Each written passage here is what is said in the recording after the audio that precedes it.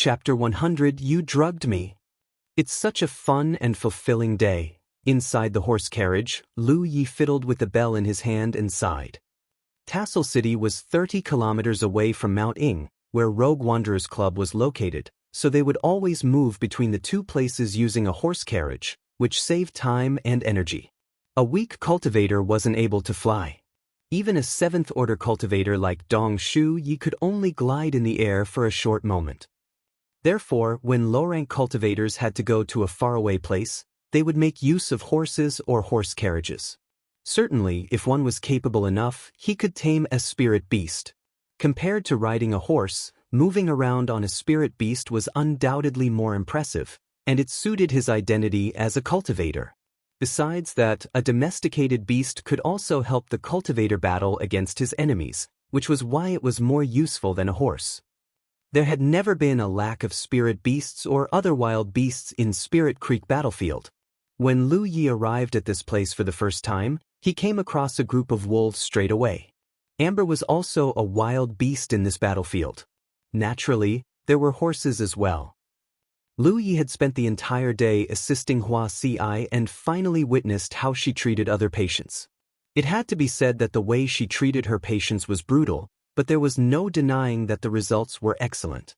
That was why so many injured cultivators would seek her help. Initially, Lu Yi thought that she was a ruthless miser, but what he had seen on this day changed his mind. She indeed charged a hefty price for treating her patients, but for those cultivators who were too poor to pay, she would give them a grace period. They just had to pay her the fee at a later time that had been agreed upon. This kind of verbal agreement wasn't legally binding. Most rogue cultivators had a hard time getting enough money to put food on the table, and they might lose their lives at any moment. In fact, some rogue cultivators wouldn't really fulfill their promises. Therefore, after a busy day, they had only earned 20 spirit stones. Deducting the costs of the herbs and her own efforts, their profit was negligible. Despite that, she still gave Lu Yi 2 spirit stones as his wage for assisting her on this day. She was such a conflicted woman. All of a sudden, he felt a weight on his shoulder. He slightly turned his head, only to see that Hua Si had nodded off as her head rested on his shoulder. Remaining in the same posture, he gently activated his spiritual power to nurture the bell in his hands.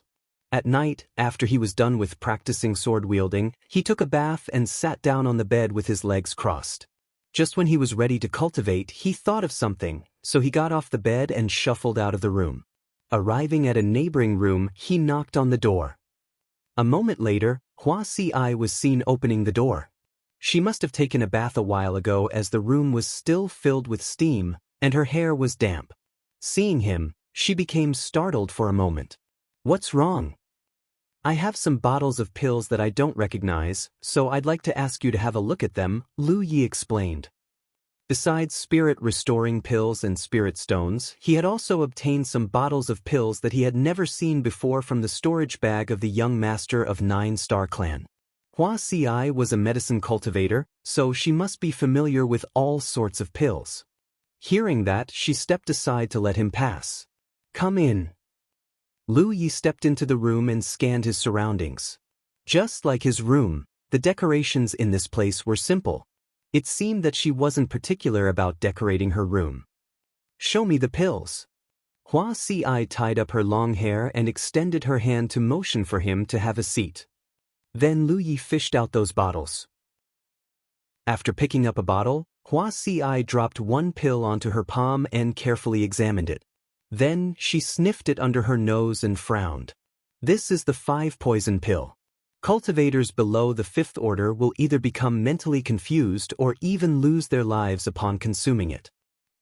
With a disdainful look on her face, she put down the pill and picked up another bottle. A moment later, she said, "These are spiritual point-burning pills, which are a kind of evil drug. If a Spirit Creek Realm Master accidentally consumes it, his spiritual points will be damaged." All of them were either poisonous pills or pills that could harm people. Lu Yi secretly despised the young master of 9-Star Clan and thought that the latter was indeed a wicked man. Hua Si picked up the last bottle and gave him a look. "Where did you get all these from?" "They are the rewards from a battle," Lu Yi replied. It was then Hua Si understood how he obtained these pills. The last kind of pill was weirdly pinkish, and there seemed to be a sweet scent wafting from it. She couldn't help but become startled. This is... As though she wasn't certain what it was, she sniffed it under her nose. All of a sudden, the pill dropped onto the ground with a thud. She placed her hand on her forehead and staggered before hurriedly pressing her elbow against the table. A stunned Lu Yi asked, "What happened to you?" "You drugged me?" Hua Si stared at him as her face became visibly redder. Her vision seemed to have lost focus, and her eyes were watery. Despite her accusation, her soft tone and expression were somewhat seductive. An astounded Lu Yi finally realized what the last bottle of pills were for, so he quickly waved his hands. "I have never done that. Stop spouting nonsense." Things were getting out of hand. He just wanted Hua Si to help identify these pills, but he hadn't expected that the young master of 9-Star Clan had such potent aphrodisiacs. At this moment, her head had slumped onto the table as she fell silent. Hurriedly, Lu Yi walked over to check on her and realized that she had passed out. Looking at the unconscious woman, he felt a headache. Even though he didn't mean to drug her, this matter should never be exposed. Otherwise, those cultivators from Rogue Wanderers Club would cut him to pieces. After giving it a thought, he carried her up and placed her on the bed. After covering her in a quilt, he snuck out of the room in a guilty manner. However, he soon returned to the room and retrieved the bottles of pills. After closing the door again, he quickly went back to his room. As his footsteps faded, Hua Si, who was lying on the bed, suddenly opened her eyes and covered her mouth with the quilt before laughing silently. The pink pill was indeed some evil stuff, but she was a 5th-order medicine cultivator, so it was impossible that she would be knocked out because of a drug so easily. All she had done was improvisation to make fun of Lu Yi. With that said, the way Lu Yi reacted surprised her.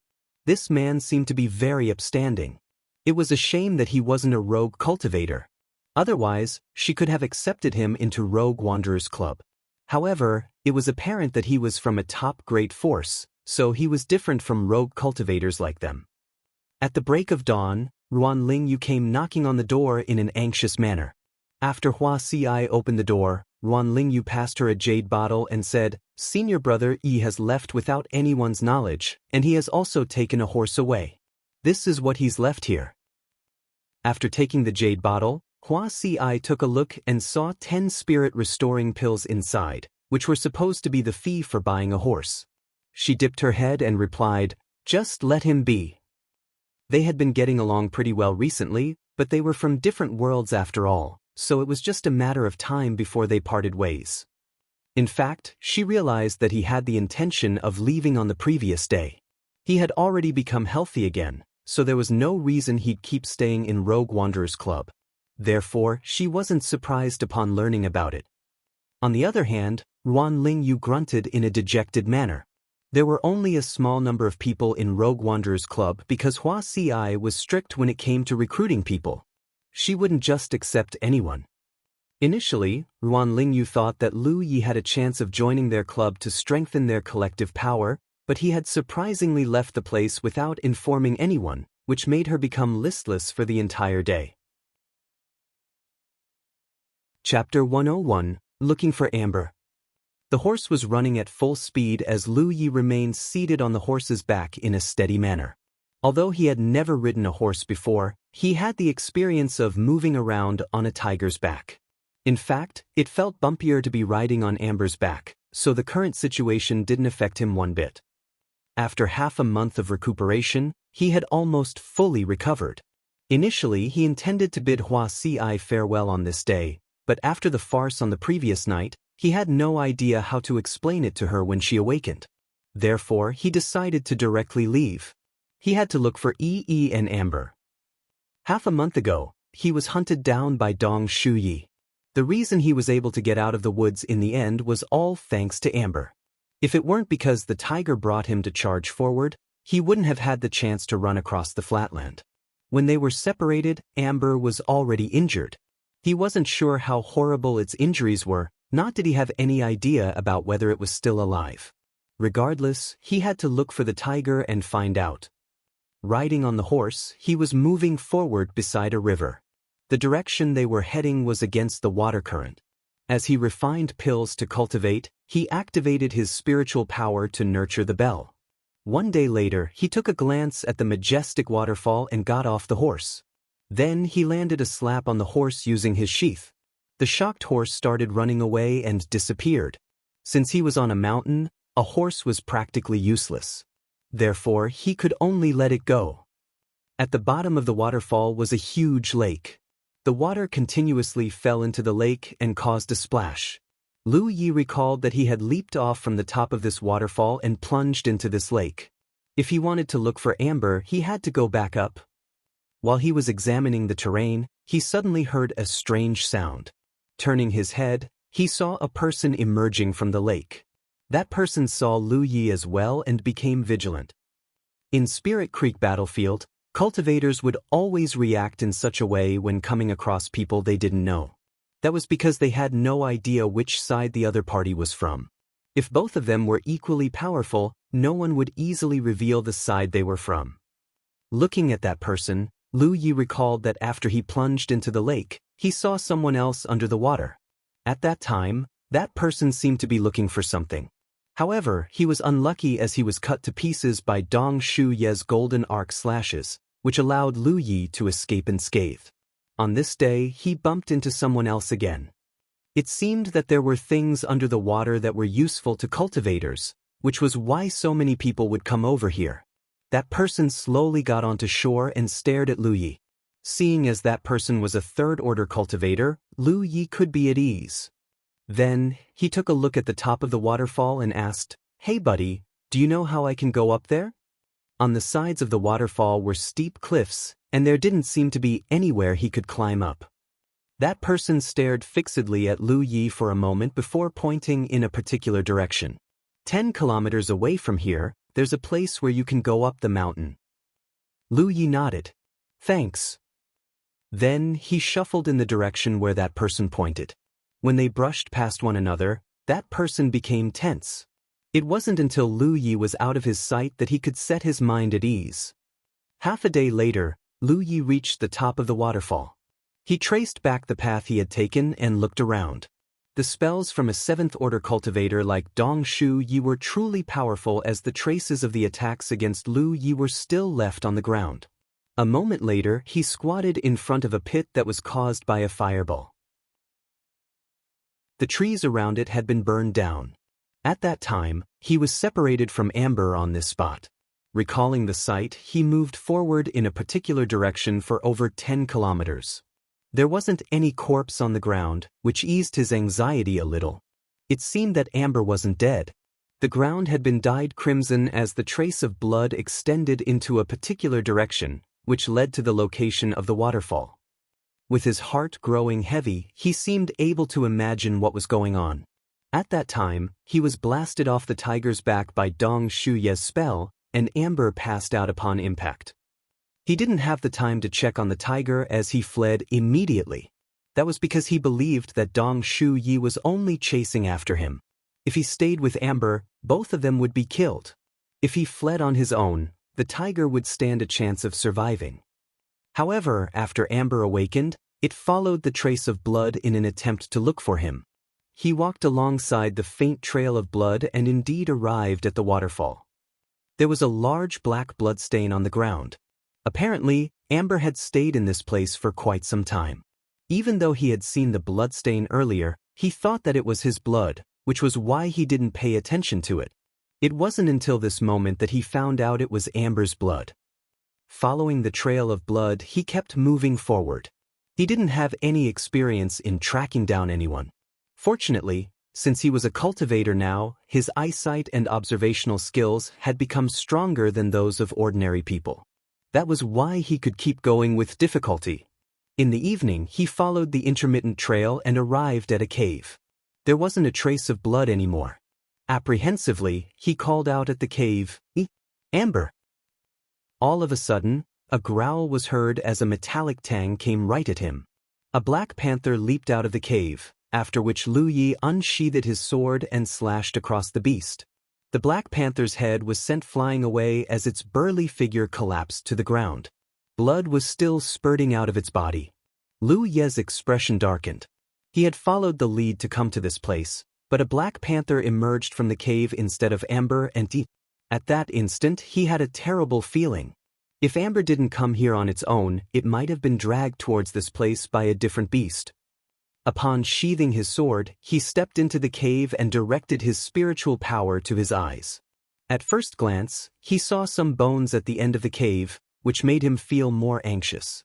With heavy steps, he shuffled forward and crouched down in front of the bones to examine them. A moment later, he heaved a sigh of relief as these were not Amber's bones. The tiger's skull was much larger. At this moment, darkness was about to descend upon him, so it wasn't possible for him to keep looking for the tiger. Left with no choice, he decided to stay the night in this place. Now, he was certain that Amber wasn't dead at that time. The blood stain on the ground proved that the tiger had come to this place on its own. However, Amber soon left the place. As for where it had gone, he could only keep tracking the next day. At night, after Lu Yi was done with his meal, he continued cultivating. 36 spiritual points had been unlocked so far. He had to look for Amber during the day, so he didn't have the time to break the barrier of the 37th spiritual point. Therefore, he could only do it at night. Now, he could unlock a spiritual point more easily than when he first started cultivating. That was because he had enough spiritual power at his disposal. Moreover, his spiritual power was pure, which was naturally advantageous for unlocking spiritual points and improving efficiency. After only 1 hour, the barrier of the 37th spiritual point was shattered as his spiritual power streamed into it. Things became much easier after this. He just had to keep refining pills and make use of gathering spirits to fill up this spiritual point before he could attempt to break the next barrier. With gluttonous feast running in the background, it could automatically refine the pills for him. Gathering spirits also wouldn't distract him, which was why he decided to fish out the bell and continued nurturing it with his spiritual power. Chapter 102, Heading to the Source of the Voice. The old cultivator from the Divine Trade Association had said that this bell was one of the best low-grade artifacts, which went to show that it was of high quality. Lu Yi had no idea how artifacts were categorized, but after some comparison, he realized that there was more than one layer of restriction in this bell. His sword could be considered an artifact, but there was only one layer of restriction which seemed able to strengthen the blade so that it wouldn't break easily when its owner fought against his opponents. The restriction in the sword was actually a spiritual pattern. When this sword was forged, the bladesmith used an amazing technique and engraved the spiritual pattern inside the blade.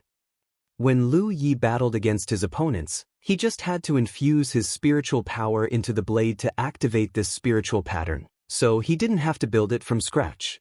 Fundamentally, it was like using sharp edge to bless the sword, but the difference was that the blessing was only temporary, while the spiritual pattern in the blade was permanent. He just had to infuse his spiritual power into the blade to use it. There was more than one spiritual pattern in the bell. He found out about it when infusing his spiritual power into it. The spiritual patterns were weaved together using a brilliant technique, which then formed the so-called restriction. He understood that spiritual patterns were the foundation of restriction. Every spiritual pattern could be regarded as a layer of restriction, but these patterns could be combined in a remarkable manner, which allowed them to work wonders. It had only been a short time since he started cultivating, and he had obtained his spiritual patterns from the skill tree, so he wasn't familiar with all these yet. He wasn't even sure whether he understood this information correctly. This stuff could be studied at a later time. For now, he just had to inject his spiritual power into the bell to nurture it as well as erase the traces of its previous owner. By then, he'd be able to use the bell freely. During the day, he would look for Amber and at night, he would cultivate diligently. Time flew as 7 to 8 days had passed, but he still hadn't found them. He believed that it must have been Yi who told Amber to head to the waterfall. In that case, they must be aware that he had plunged into the lake. If they wanted to look for him, they must have been looking around near the river. However, Amber was severely injured, so it must have hidden somewhere to recuperate first. Nevertheless, Lu Yi had looked around for 100 kilometers in the past few days, but he still couldn't find any useful leads. At that moment, he wasn't sure where he should go. 2 days later, they were still nowhere to be found. Lu Yi was crestfallen. Although it had only been a short time since he and Amber came together, they had been getting along well. The fact that he could ride on the tiger's back to move around saved him lots of time and energy. He could even cultivate while heading to his next destination, which was immensely beneficial to him. If Amber wasn't around when he was hunted down by Dong Shuyi, he would have been captured. It could be said that the tiger had saved his life. Therefore, he was determined to look for his companions. Since they had set off on the journey together, they had to reach the end together. He wouldn't want to abandon the companions who had saved his life before. Under the night sky, Lu Yi wielded the sword in his hand as he was covered in sweat. At the same time, he was pondering where he should search the next day. He had a 10-point map with him, so he was fully aware of whether a place had been searched. While he was trying to come up with a plan, he heard a roar coming from the forest. He abruptly stopped what he was doing and listened carefully. A moment later, another roar was heard, and it sounded familiar to Lu Yi. It was Amber. Hurriedly, he sheathed his sword and charged towards the source. Shocked by his move, the birds shot into the air. Tiger roars were heard more frequently. It seemed that Amber was battling against some people. As the gap shortened, Lu Yi could faintly feel the fluctuations of spiritual powers coming from that place. There were cultivators who were in a scuffle with Amber. Lu Yi felt his heart sinking as he didn't understand what was going on. Amber was indeed weak, but with the help of most low-rank cultivators wouldn't dare to go near the tiger. When he was on Green Cloud Mountain, he saw how and Amber cooperated and scared off the low-rank cultivators. For low-rank cultivators, it was impossible to offend a spirit beast that could speak human language. However, presently, some cultivators were attacking Amber. Were they powerful? At the thought of this, Lu Yi became increasingly anxious. If it weren't because he had no more move with the wind talisman papers left, he would have fished out one and used it on himself. Before he reached his destination, the tiger stopped roaring, and no noises were heard coming from the location of the battle again, which made Lu Yi feel flustered as he wondered what was going on. After going up the mountain, he stopped in his tracks and tried to curb his panting. Then he fished out a breathing curbing talisman paper from his storage bag and used it on himself. At that instant, his breathing was covered up. He had never used this talisman paper before, so he had no idea how long it could last. However, he reckoned that it would lose its effect pretty quickly. Therefore, after hiding his breathing, he hurriedly shuffled forward in silence. A moment later, he emerged from the edge of the disorderly battlefield. His figure was hidden in the darkness. After a glance, he saw the snowy white Amber. Under the night sky, the stout Amber seemed to be intoxicated as it staggered and repeatedly shook its head. The tiger was threatening them by growling at them, but there was something wrong with its voice, as though something had been tied around its neck, which made its voice become hoarse. There was indeed something that looked like a collar which radiated a faint spiritual light that had been wrapped around the tiger's neck. It was an artifact. Lu Yi narrowed his eyes and quickly looked around. There were 5 cultivators in total, 4 men and 1 woman, who were all separated by a distance of 30 meters as they surrounded Amber. Secretly, Lu Yi directed his spiritual power into his eyes and examined their spiritual lights. Soon, he found out their cultivation bases. There was 1 5th-order cultivator, 1 4th-order cultivator, and 3 3rd-order cultivators. The woman was the 4th-order cultivator. Presently, she was performing a hand seal with one hand as her spiritual power swirled around her. The 5th-order cultivator was a young man in black clothes. All of a sudden, he said, "Relax your grip on the beast-taming collar. If the tiger is killed, it'll become useless."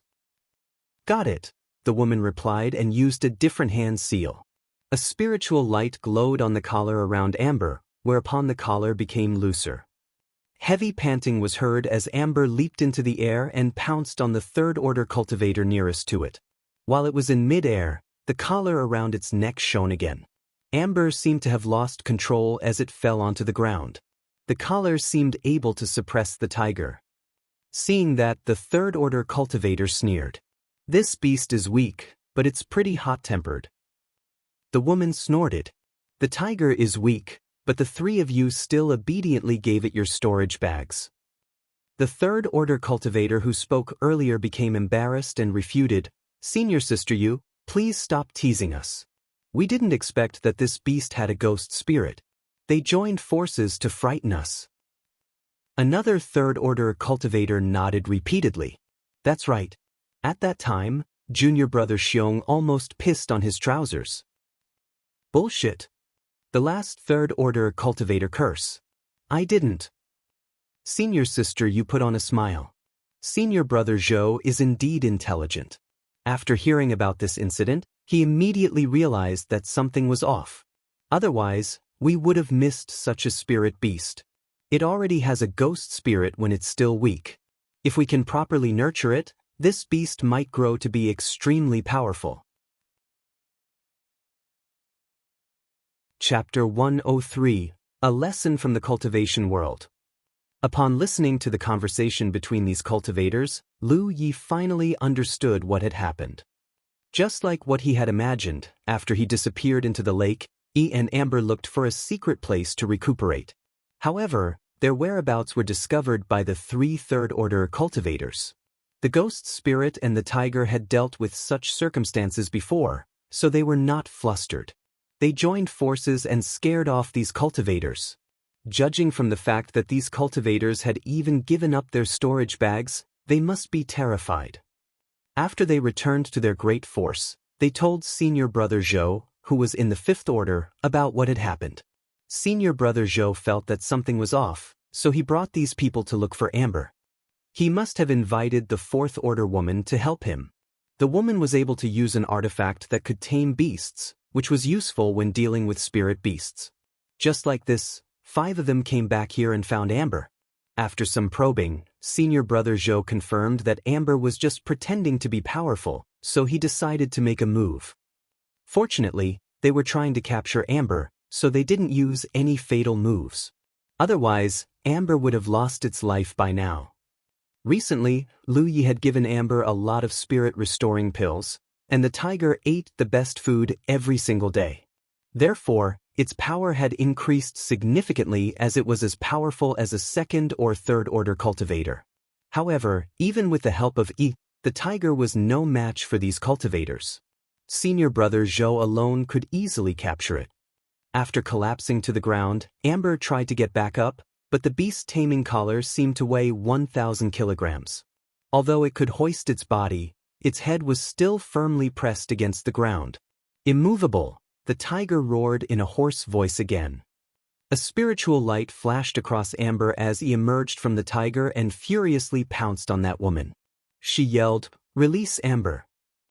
Seeing that Amber was suffering, she couldn't take it anymore despite knowing that she was no match for the woman. However, after she charged forward for a bit, she became startled for a moment before appearing elated, as though she had seen something surprising. The next instant, she whirled around and disappeared into the tiger again. On the other hand, senior brother Zhou had already dashed forward in an attempt to deal with the ghost spirit, but he hadn't expected that she had backed down all of a sudden, which puzzled him. However, following Yi's yell, the collar around Amber's neck dimmed. Without the collar's suppression, the tiger slowly lifted its head as its amber eyes radiated a strange glow. Golden demon power spun around its body, which made it look murderous. All the tiger had gone through earlier had ignited its ferocious nature. "Senior sister Yu, please tighten your beast-taming collar quickly," a third-order cultivator hurriedly shouted. However, senior sister Yu didn't respond to him. A perplexed senior brother Zhou turned to look at her, whereupon his expression darkened.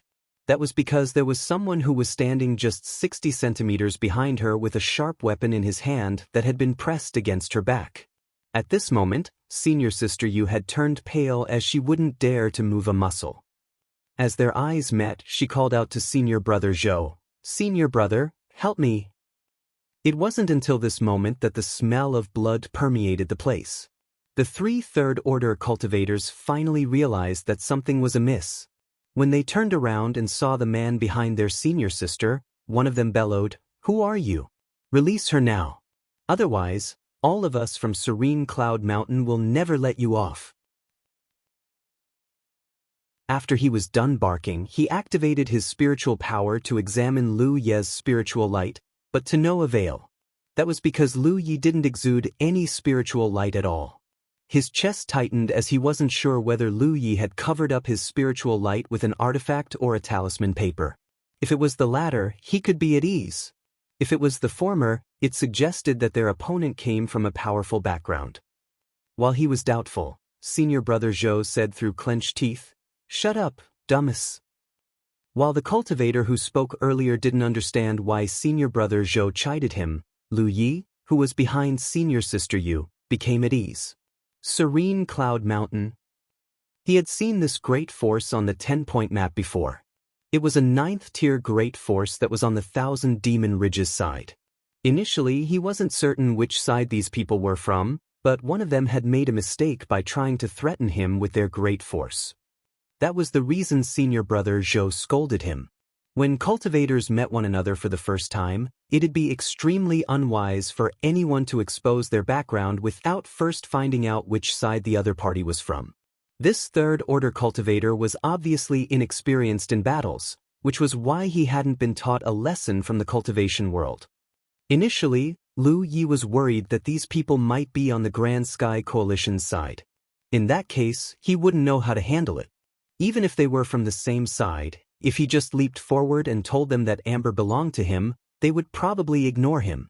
Therefore, whatever side they were from, he had to control one person first so that he had a bargaining chip to talk to them. The reason he chose senior sister Yu was that she was focused on controlling the collar, so he'd stand a greater chance of succeeding to restrict her. As for senior brother Zhou, he was a 5th-order cultivator. There was a gap of 2 minor realms between them, so Lu Ye wasn't confident of restraining him. The reason he didn't press his sword against her neck was that there were too many uncertainties by doing so. She was a 4th-order cultivator, so she might have some ways to escape from him. Therefore, he decided to sneak behind senior sister Yu and directly stab her in the back with his sword. At the same time, he placed his hand on her shoulder as the tip of his blade was only 5 centimeters away from her heart. In that case, if she wanted to stay alive, she wouldn't dare to make any rash moves. It could be said that the moment he made a move, regardless which side the other party was from, a grudge had been formed between them. He had no other choice. If he wanted to save Amber, it was pointless to negotiate with them. The weapon in his hand was what could save the tiger. However, upon finding out that they were from Serene Cloud Mountain, he had no more worries. With a whoosh, he extended his hand as the sword stuck out from senior sister Yu's chest. The blade was covered in blood, which dropped onto the ground. Her pupils contracted and then expanded. Stretching out her hand towards senior brother Zhou, she uttered, "Senior brother, save." Lu Ye directly pulled out his sword and landed a kick on her, which sent her flying towards senior brother Zhou. Of all these people, senior brother Zhou was the most powerful and agile. The moment Lu Ye made a move on his junior sister, he unsheathed his sword and stomped his foot on the ground before charging towards Lu Ye. His spiritual light dazzled, and his eyes were bloodshot as he said through clenched teeth, "Go to hell." He had never expected this man to kill his junior sister directly. His resoluteness sent a chill down his spine. Faced with his junior sister that was flying towards him, he hurriedly caught her, but before he could find out whether she was still alive, he was engulfed in darkness. Looking up, he saw a spinning bell. A belt of light had been formed around the bell as it swirled around the artifact. The bell soon descended from the sky and covered him in it. Chapter 104, Senior Brother Zhou, an expert in sword wielding. The thing that had engulfed senior brother Zhou was the bell Lu Ye had obtained from the young master of 9-Star Clan. He had been nurturing the bell with his spiritual power for quite some time, which proved to be effective. Although he hadn't softened all the layers of restriction, he could already activate some of its powers. By just activating the bell, he could use it to trap his opponent. In the past, he was confined just like this. As for the bell's other powers, Lu Yi still couldn't activate them. The sudden change stunned everyone. In the blink of an eye, of the 5 cultivators from Serene Cloud Mountain, senior sister Yu was killed, and senior brother Zhou was trapped, so only 3 third-order cultivators were left. Before they could figure out what was going on, Lu Yi had charged towards the person nearest to him. That person hurriedly stepped backwards and fished out his weapon to deal with his opponent, but Lu Yi had already whizzed past him. This third-order cultivator became rooted to the spot as his figure shook a little. The next instant he collapsed to the ground, and the ground was soon dyed red. Although both of them were third-order cultivators, he wasn't able to parry a strike that had been blessed with sharp edge. One was well prepared, while the other was unsuspecting. Once they traded moves, he was bound for hell. On the other hand, Lu Yi had already reached the next third-order cultivator. This person was junior brother Xiong, who almost pissed on his trousers after he was frightened by Amber any some time ago. He had more time to react, but faced with a ferocious man like Lu Yi, he had lost the courage to resist. With a horrified expression, he clumsily wielded his weapon and stepped backwards. At the same time, he yelled, "Don't come near me." This couldn't delay his imminent death. Lu Yi dashed forward and slashed at him.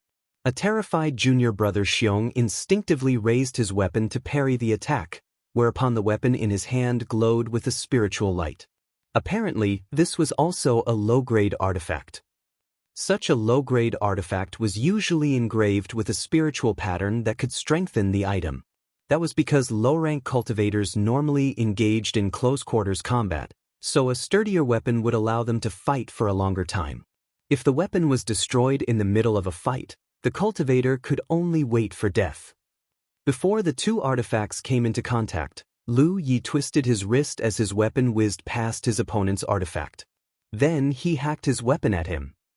If he were still the guy who had just left Green Cloud Mountain, he would have kept going and tried to break his opponent's weapon. However, after going through countless life-and-death battles in Split Sky Gorge, he had become a more experienced fighter.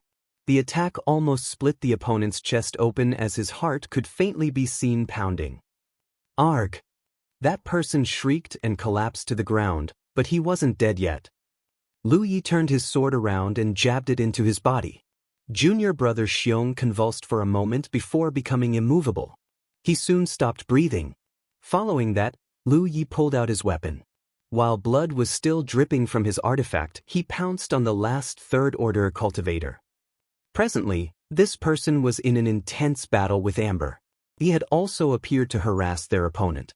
She was a very agile ghost spirit, so she could appear and disappear as she pleased. As the tiger and the ghost spirit joined forces, they couldn't really harm this cultivator, but they could definitely hold him down. Seeing that Lu Yi had killed 2 other third-order cultivators, this person knew that he was no match for him. As he wielded his weapon to fend off Amber, he anxiously rummaged through his storage bag and fished out a talisman paper. Just when he was ready to use the talisman paper, Lu Yi reached him and slashed at him. In an instant, his hand, which was holding the talisman paper, was cut off. As the palm fell onto the ground, blood spurted out of the cultivator's wound.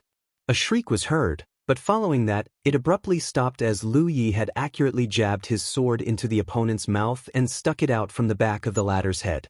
Then, he twisted his weapon to ensure that his opponent was killed. While Amber was panting on the side, a surprised he came over and called out, "Lu Yi." Lu Yi flashed a smile at her, but before he could speak, a loud boom was heard from a short distance. Turning his head, he saw the bell's surface glittering. The bell, which was originally the size of a water tank, had expanded significantly. After all, he hadn't fully refined this bell, so he could only use it to trap his opponent, but the duration was rather short. As a 5th-order cultivator, senior brother Zhou certainly wouldn't wait for death inside the bell. Under his attack, the time the bell could trap him became shorter. If Lu Yi didn't retrieve the bell, it would be destroyed in no time. After all, this bell was meant to save its owner, so it was sturdier on the outside. In comparison, it was easier to damage it from the inside. "Take Amber away," Lu Yi hurriedly said. Amber hadn't really recovered, but it was harmed again by these people from Serene Cloud Mountain. Presently, its white fur was dyed red. Moreover, given its power, it was unable to deal with a fifth-order cultivator. Fully aware of the situation, he only said worriedly, "Be careful." Then she took Amber away, but she still stared fixedly at Lu Yi. As soon as Lu Yi fell into danger, they would pounce on the opponent together to offer as much help as possible. After a nod, Lu Yi dashed towards the bell and extended his hand, whereupon the bell hoisted and shrunk rapidly before coming back to him. As soon as he stored the bell, he leaped into the air and brought down his sword. Right after the bell was lifted, a cold glint from a blade flashed across Lu Ye's eyes as senior brother Zhou extended his hand and clashed his weapon with that of Lu Yi. Upon impact, Lu Yi almost couldn't support his own weight. Not only was his attack fended off, but he also fell backwards. Seizing the initiative, senior brother Zhou charged forward and repeatedly pushed his sword forward in a rapid manner. Although his attack wasn't violent, it was continuous as Lu Yi was forced to retreat. It was the first time Lu Yi came across such an opponent. When he killed people in the past, he was always swift, accurate, and ruthless. He would either break the opponent's weapon or cut off their body in a resolute manner. Even the fourth-order cultivators from 9-Star Clan were not able to parry his sword, which had been blessed with sharp edge. However, senior brother Zhou's mastery of sword wielding was incredible, so Lu Yi wasn't even sure how he could make a move. His hurried moves were all resolved. Not only was senior brother Zhou unharmed, but he had also managed to leave some cuts on Lu Ye's body. Lu Yi activated a defensive spiritual pattern to protect himself, but the other party's weapon was as erratic as a snake. His sword could always circle around the spiritual pattern and harm Lu Yi, which made the latter waste some spiritual power. Unless Lu Yi could activate a spiritual pattern that could fully block his front, he was unable to ward off his opponent. If he really used such a spiritual pattern, not only would his spiritual power be depleted in no time, but he would also be unable to attack. This battle was different from that against Luo Ji in the past. Luo Ji was a spell cultivator, so his spells were somewhat predictable. Lu Yi just had to activate a spiritual pattern to fend them off. However, senior brother Zhou was a combat cultivator, so it was hard to predict how he would wield his sword. Therefore, even though Luo Ji's power was equivalent to that of an ordinary fifth-order cultivator, it was a completely different battle for Lu Yi. He could defeat Luo Ji, but he was no match for senior brother Zhou. After moving back several dozen meters, he realized that the other party's attacks had intensified. At that moment he knew that his opponent's combat skill was much better than his. After all, it had only been a few months since he started cultivating, while senior brother Zhou had been a fifth-order cultivator for a long time, so the latter's mastery of sword wielding was much greater. If the battle dragged on, Lu Yi was bound to be defeated. A furious Lu Yi decided to fully use his spiritual power to protect himself, and at the same time, he recklessly pushed out his weapon. A spiritual light glistened on the sword as it was blessed with sharp edge. Chapter 105, Exchange. Blood splashed as Lu Yi and senior brother Zhou respectively stepped backwards. At this moment, blood was spurting out from the right side of Lu Ye's chest as his opponent's sword had penetrated his body. On the other hand, senior brother Zhou wasn't in a better state either. There was a cut that extended from his chest to his belly. If it weren't because he moved backwards at the most critical moment, his chest and stomach would have been cut open. Certainly he had seen Lu Ye's attack.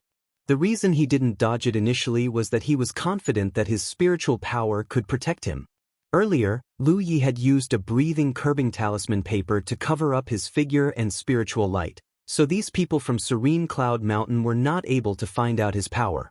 However, Lu Yi was exposed as soon as he made a move. There was no way he could hide the fluctuations of his spiritual power. He's a third-order Spirit Creek Realm Master. The moment senior brother was freed from the bell, he realized Lu Ye's true power. He was a fifth-order cultivator, which meant that he was 2 minor realms above the other party, so his protective spiritual power was stronger. Therefore, he was confident that Lu Ye's attack wouldn't harm him. He would be slightly wounded at most. On the other hand, he could severely injure Lu Yi with his sword. If it weren't because he had always been careful, he wouldn't have stepped back when faced with Lu Yi's slash. His decision had saved his life. When the sword came into contact with his protective spiritual power, it was only stopped for a moment. The next instant, his protective spiritual power fell apart, and he was wounded. After widening his gap with Lu Yi, senior brother Zhou looked down at the wound as he couldn't believe that his protective spiritual power was so weak. The weapon in his opponent's hand was sharper than he thought. It wasn't until this moment that he had the time to scan his surroundings. He was astounded to see that his junior brothers and junior sister were lying on the ground as they were covered in blood. No vitality could be felt exuding from them. Presently, he and Lu Yi were the only humans that were alive. In the distance, the tiger was pacing around and growling at him. His eyelids twitched violently. He was trapped inside the bell for about 10 breaths. Prior to that, his junior sister had already been killed. However, the remaining junior brothers were all third-order cultivators. How was Lu Yi able to kill his junior brothers on his own in 10 breaths? He was even injured by Lu Yi. Where is this monster from? At that instant, he was both exasperated and sorrowful. With his eyes turning bloodshot, he said through gritted teeth, "Third-order cultivator. You're just a third-order cultivator." Lu Yi wasn't in the mood to listen to what his opponent had to say. The penetrative jab from earlier made it difficult for him to breathe. He knew that this battle couldn't drag on. Therefore, while his opponent was still engulfed in sorrow, he decided to charge forward. Senior brother Zhou clenched his teeth and cursed. After they rubbed past one another, 3 more cuts had been formed on Lu Yi's figure, but at the same time, he had left 1 more cut on his opponent as well. The angle from which he slashed at his opponent was tricky. He managed to hack at senior brother Zhou's thigh, which made the flesh around that area roll up and caused blood to gush out of the wound. Since Lu Yi wasn't able to overpower him with his techniques, he decided to let the other party hurt him in exchange for a chance to injure his opponent as well. If they were to compete against one another using their techniques, he would have been tortured to death. Lu Yi turned around and lowered his gaze. His chest and his neck, which were the vital parts of his body, were respectively protected by spiritual patterns. His spiritual power was rushing to infuse new energy into the spiritual patterns to sustain them. Lu Yi's rationale was simple. He just had to use 2 spiritual patterns to protect his vital parts. As for his other body parts, he wouldn't mind exposing them to his opponent. He wanted to see which one of them would be brought down first. It had to be said that his way of defending himself was shameless but extremely effective. That was because his chest was indeed attacked by senior brother Zhou, but his spiritual pattern had fended off the fatal strike. It was also because of this attack that senior brother Zhou's thigh was exposed, which allowed Lu Yi to harm him. It wasn't that Lu Yi didn't want to activate a large spiritual pattern, but it was energy-consuming to do so. He wasn't powerful enough to sustain it. Therefore, he had to ensure that he could kill his opponent before his spiritual power was exhausted. Otherwise, he and Amber would be doomed. It was enough to have 2 spiritual patterns to protect his vital parts. Damn it! Senior brother Zhou cursed again in exasperation. After he finished speaking, he fished out a talisman paper and used it on himself. That was a golden body talisman paper. In an instant, he was engulfed in a layer of golden light. Following that, he took out another talisman paper and hurled it at Lu Yi. As a 5th-order cultivator, he certainly had some talisman papers that could save his life. Normally, he was reluctant to use them, but now he was left with no other choice. After trading moves twice, which caused both of them to be injured, he realized that it was difficult to deal with this 3rd-order cultivator who came out of nowhere. The weapon in his opponent's hand was especially sharp, which could easily penetrate his protective spiritual power. On the other hand, Lu Yi had already dashed forward. Seeing that senior brother Zhou had cast a talisman paper, he had no choice but to stop in his tracks. Following that, a bell spun and became as tall as a human before it came into the way between Lu Yi and his opponent. The power of the talisman paper clashed with the bell with a loud clang. While his figure was covered up by the bell, Lu Yi seized the chance and emerged from the side. When senior brother Zhou saw him, they were only 15 meters apart. He wanted to retreat, but the wound on his leg caused him to totter. Faced with the ferocious Lu Yi, he clenched his teeth and pushed his sword forward. Lu Yi charged forward and slashed at him. Blood splashed everywhere as the sounds of weapons jabbing into flesh were heard. After their spiritual powers clashed, the battlefield became a mess. They had traded moves again as both of them were hurt. Although senior brother Zhou was 2 minor realms above Lu Yi, the latter's spiritual patterns, sharp edge and protection, were able to make up for the gap between their powers. In fact, Lu Yi was even stronger than his opponent when it came to attack and defense. The only thing senior brother Zhou had an advantage over Lu Yi was his spiritual power reserve. A 5th-order cultivator must have unlocked 63 spiritual points at the very least. Although Lu Yi had been cultivating while looking for amber on the mountain, he had only managed to unlock up to 41 spiritual points. There was a gap of over 20 spiritual points between them, which was why senior brother Zhou was at an advantage when it came to spiritual power reserve. However, that didn't allow him to gain the upper hand in the battle. This kind of brutal and violent fight made him feel despondent because his opponent was able to use spiritual patterns, which protected his 2 vital parts. As a 5th-order cultivator, he was still unable to break the spiritual patterns. He had attempted to shatter the spiritual patterns. However, whenever he weakened the powers of the spiritual patterns using his sword, his opponent was able to use spiritual power to repair them. Unless he could destroy the spiritual patterns with 1 strike, anything else he did was futile. Realizing that his injuries had worsened, he stopped having the urge to avenge the death of his junior sister and junior brothers. That was because he felt that if he kept fighting, he would probably lose his life in this place. Faced with the other party's relentless attack, he didn't even have the time to send a message. Chapter 106, Not Following Any Rules. A cold glint flashed as Lu Yi charged forward with his sword again, which prompted senior brother Zhou to lift his sword to parry it. In the past, he would have stabbed his opponent's sword-holding hand because he was confident of harming his opponent before the sword reached him. However, now, he didn't have the guts to do so because he knew that it'd be futile. Lu Yi wouldn't back down. Even if he would be harmed, he was determined to hack at his opponent. Senior brother Zhou managed to parry the attack, but he started tottering upon impact. On the other hand, Lu Yi lifted his leg and landed a kick on his opponent's blood-soaked thigh. That was one of the injuries he had inflicted on his opponent earlier. The wound was very deep. Following a shriek, senior brother Zhou staggered and fell on 1 knee. Nevertheless, he also managed to inflict a long cut on Lu Yi's calf. As though feeling no pain, Lu Yi pounced on him again as a sword light radiated from his weapon and engulfed senior brother Zhou. Asterisk clang. Clang. Clang. Asterisk the sounds of weapons clashing with one another were heard. Senior Zhou managed to fend off every strike from Lu Yi. There came a moment when a crack was heard as the sword in senior brother Zhou's hand broke apart. The weapon was only left with a 15-centimeter long blade. A long sword wasn't suitable for hacking, which was why Lu Yi's shorter sword was at an advantage. Despite the fact that senior brother Zhou's sword was of better quality, it couldn't remain intact after a long time of clashing with another weapon. The fact that his weapon broke apart at this point was undoubtedly terrible news for senior brother Zhou. Seeing as Lu Yi's weapon was about to reach him, he knew that he had nothing else to ward off the attack. A moment later, Lu Yi was standing on the same spot with his clothes drenched in blood. His sword-holding right hand was trembling violently.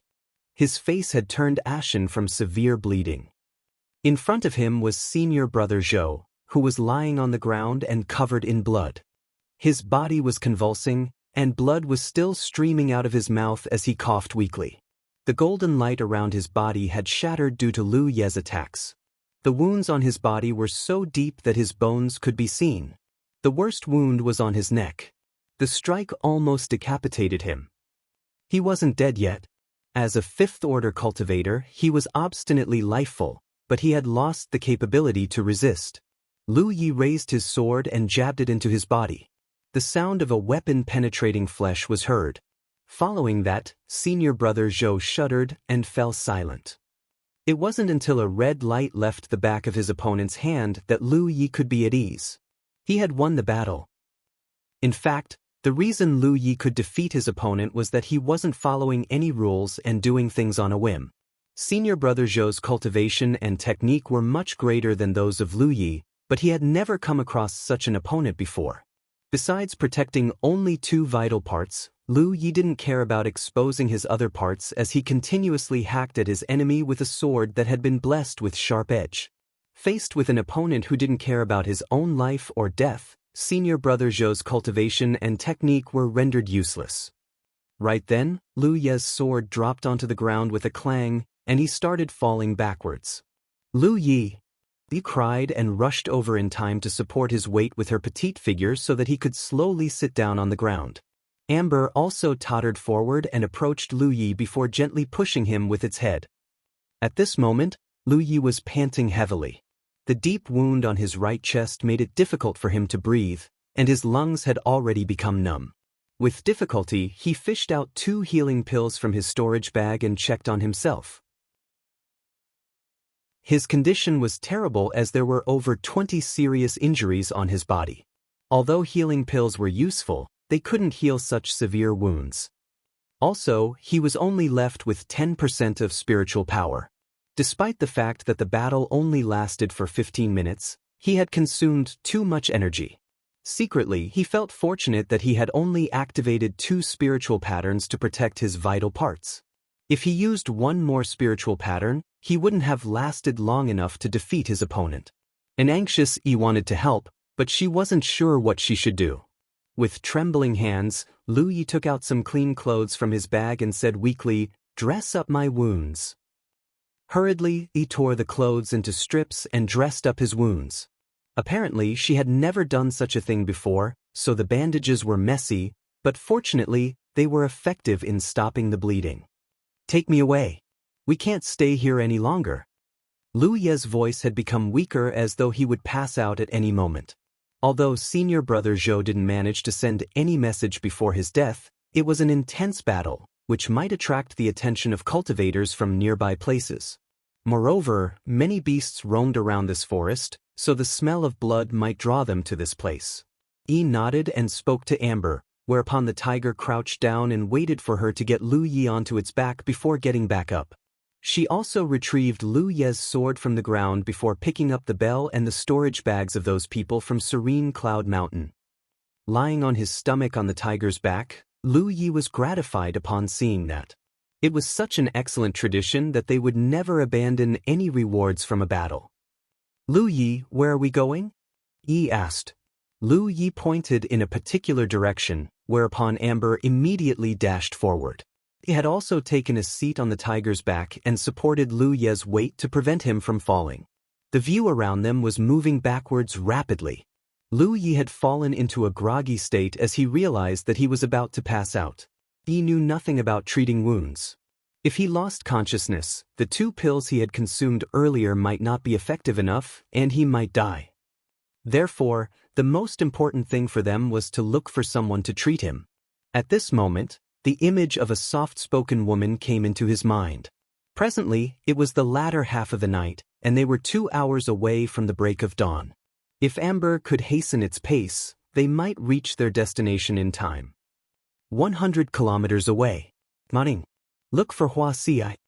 Lu Yi fished out a 10-point map from his bag and passed it to Yi. After he finished speaking, he became unconscious. He had no idea who Wuxia was, but since Lu Yi had said so, she'd definitely execute his order. As she supported Lu Yi's weight, she took a look at the map. Upon ascertaining Mount Ying's location, she led Amber to run in that direction. Presently, a horse carriage was moving forward on a road as it was bound for Tassel City. The coachman was Kong Niu, and it was Wuxia who was seated inside the carriage. They had been leading this kind of life for quite a long time. If nothing unexpected happened, she would head to Tassel City every day to treat those injured cultivators. Inside the carriage, she had fallen into a dazed state as she was in her thoughts. Sometimes, she would put on a smile as though she had recalled something funny. All of a sudden, she looked down at the back of her right hand because someone had sent her a message. Only those people from Rogue Wanderers Club could contact her. After reading the message, she leaped out of the carriage. Noticing the noise, Kong Niu immediately tightened the reins and turned his head, only to see that Hua Si was heading back. From a distance, she shouted, "We're not going to the city today. You should come back too." "Oh," Kong Niu replied and made the horse turn around. He didn't ask her what was going on because everything she said was an order, and he just had to execute it. After all, his life was saved by her before. Chapter 107, My Name is Lu Yi. When Hua Si returned to Mount Ing in a hurry, Ruan Lingyu approached her. "How is he?" she asked. In a grim voice, Ruan Lingyu replied, "He's severely injured." She had never seen anyone as seriously wounded as Lu Yi before. Honestly speaking, she found it strange that he was still alive. It could be said that no part of his body was intact. He might be better off going to hell than staying alive. "Are you Senior Sister Hua Si? Please save Lu Yi." Yi walked over and looked up at Hua Si. Her expression seemed to be pleading with her. Hua Si looked at the source of the voice and became startled. Previously, Lu Yi had come to this place on his own, but this time, he was sent here by a sweet-looking young girl. There was also a burly tiger that was lying on the ground. The tiger's fur was supposed to be white, but now, it had been dyed red. It was just lying there as its chest heaved. Without saying anything redundant, Hua Si asked, "Where is he?" Ruan Lingyu replied, "He's in the room where he used to live." "I'll have a look now." A moment later, Hua Si arrived at the bamboo room where Lu Yi used to live and saw the blood-soaked young man. Although she had come across countless injured cultivators before, she still frowned upon seeing him. That was because his injuries were more serious than she thought. Upon checking on him, she knitted her brows. Just then, Lu Yi slowly awakened and opened his eyes. With a blurred vision, he saw the woman sitting beside him. As their eyes met, Hua Si chuckled and said, "Oh, who is this man lying here? We meet again so soon? What are the odds?" Upon hearing that, Lu Yi felt embarrassed. Whatever the case, he was in the wrong for leaving this place without informing her some time ago. "Your wounds are too severe. Even a deity can't save you." Hua Si slowly shook her head. With the softest voice, she uttered the meanest words. "Tell us what you have to say before your death. Otherwise, it'll be too late." On the side, Yi started bawling upon hearing that. Ruan Lingyu also felt a lump in her throat as her eyes reddened. Unable to hold it in anymore, she wrapped her arms around Yi to allow the latter to rest against her chest and cry. "Why are you frightening these young girls?" Lu Yi said weakly. "Don't listen to her nonsense." With a trembling hand, he fished out a bottle of pills from his storage bag. Hua Si said, "I said no one can save you. Lug him out of here and bury him." In response, Lu Yi fished out another bottle of pills. It was then Hua Si snorted and stealthily took the bottles before saying impassively, "Well, I can give it a try."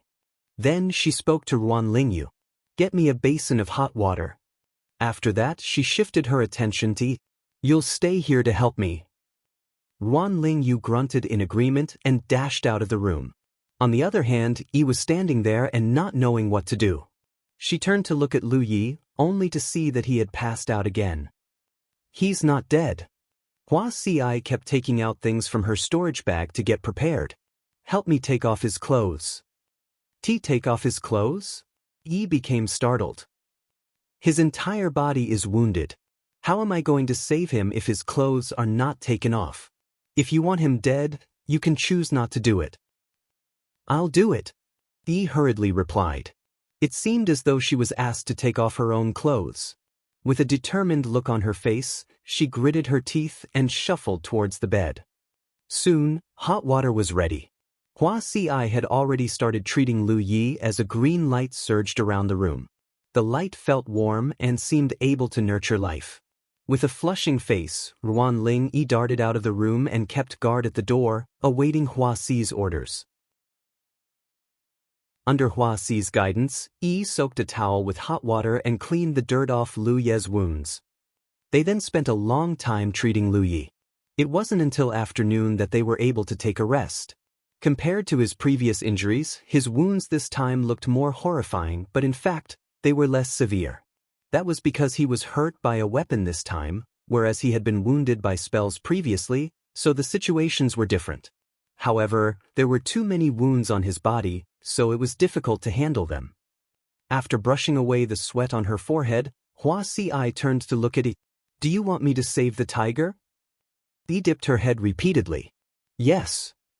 Earlier, she had witnessed how Wuxia saved Lu Yi. Following her treatment, his breathing had stabilized. Although his face was still pale, he was already in a much better state. That was how she knew that this alluring senior sister was a medicine cultivator. Amber was injured as well, but it wasn't as seriously wounded as Lu Yi. As Amber's ghost spirit, she was fully aware of the tiger's condition.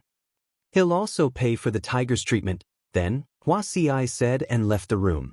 A moment later, Amber was heard grunting from outside. It wasn't until one day later that Lu Yi awakened again. He was weak and every part of his body hurt, especially his right lung. However, he was aware that it was a good sign. It'd have been troublesome if his right lung still felt numb. "Lu Yi, you're awake," he was heard saying. The next instant, her face was just centimeters away from Lu Yi's as she stared at him in surprise. Lu Yi flashed a smile at her.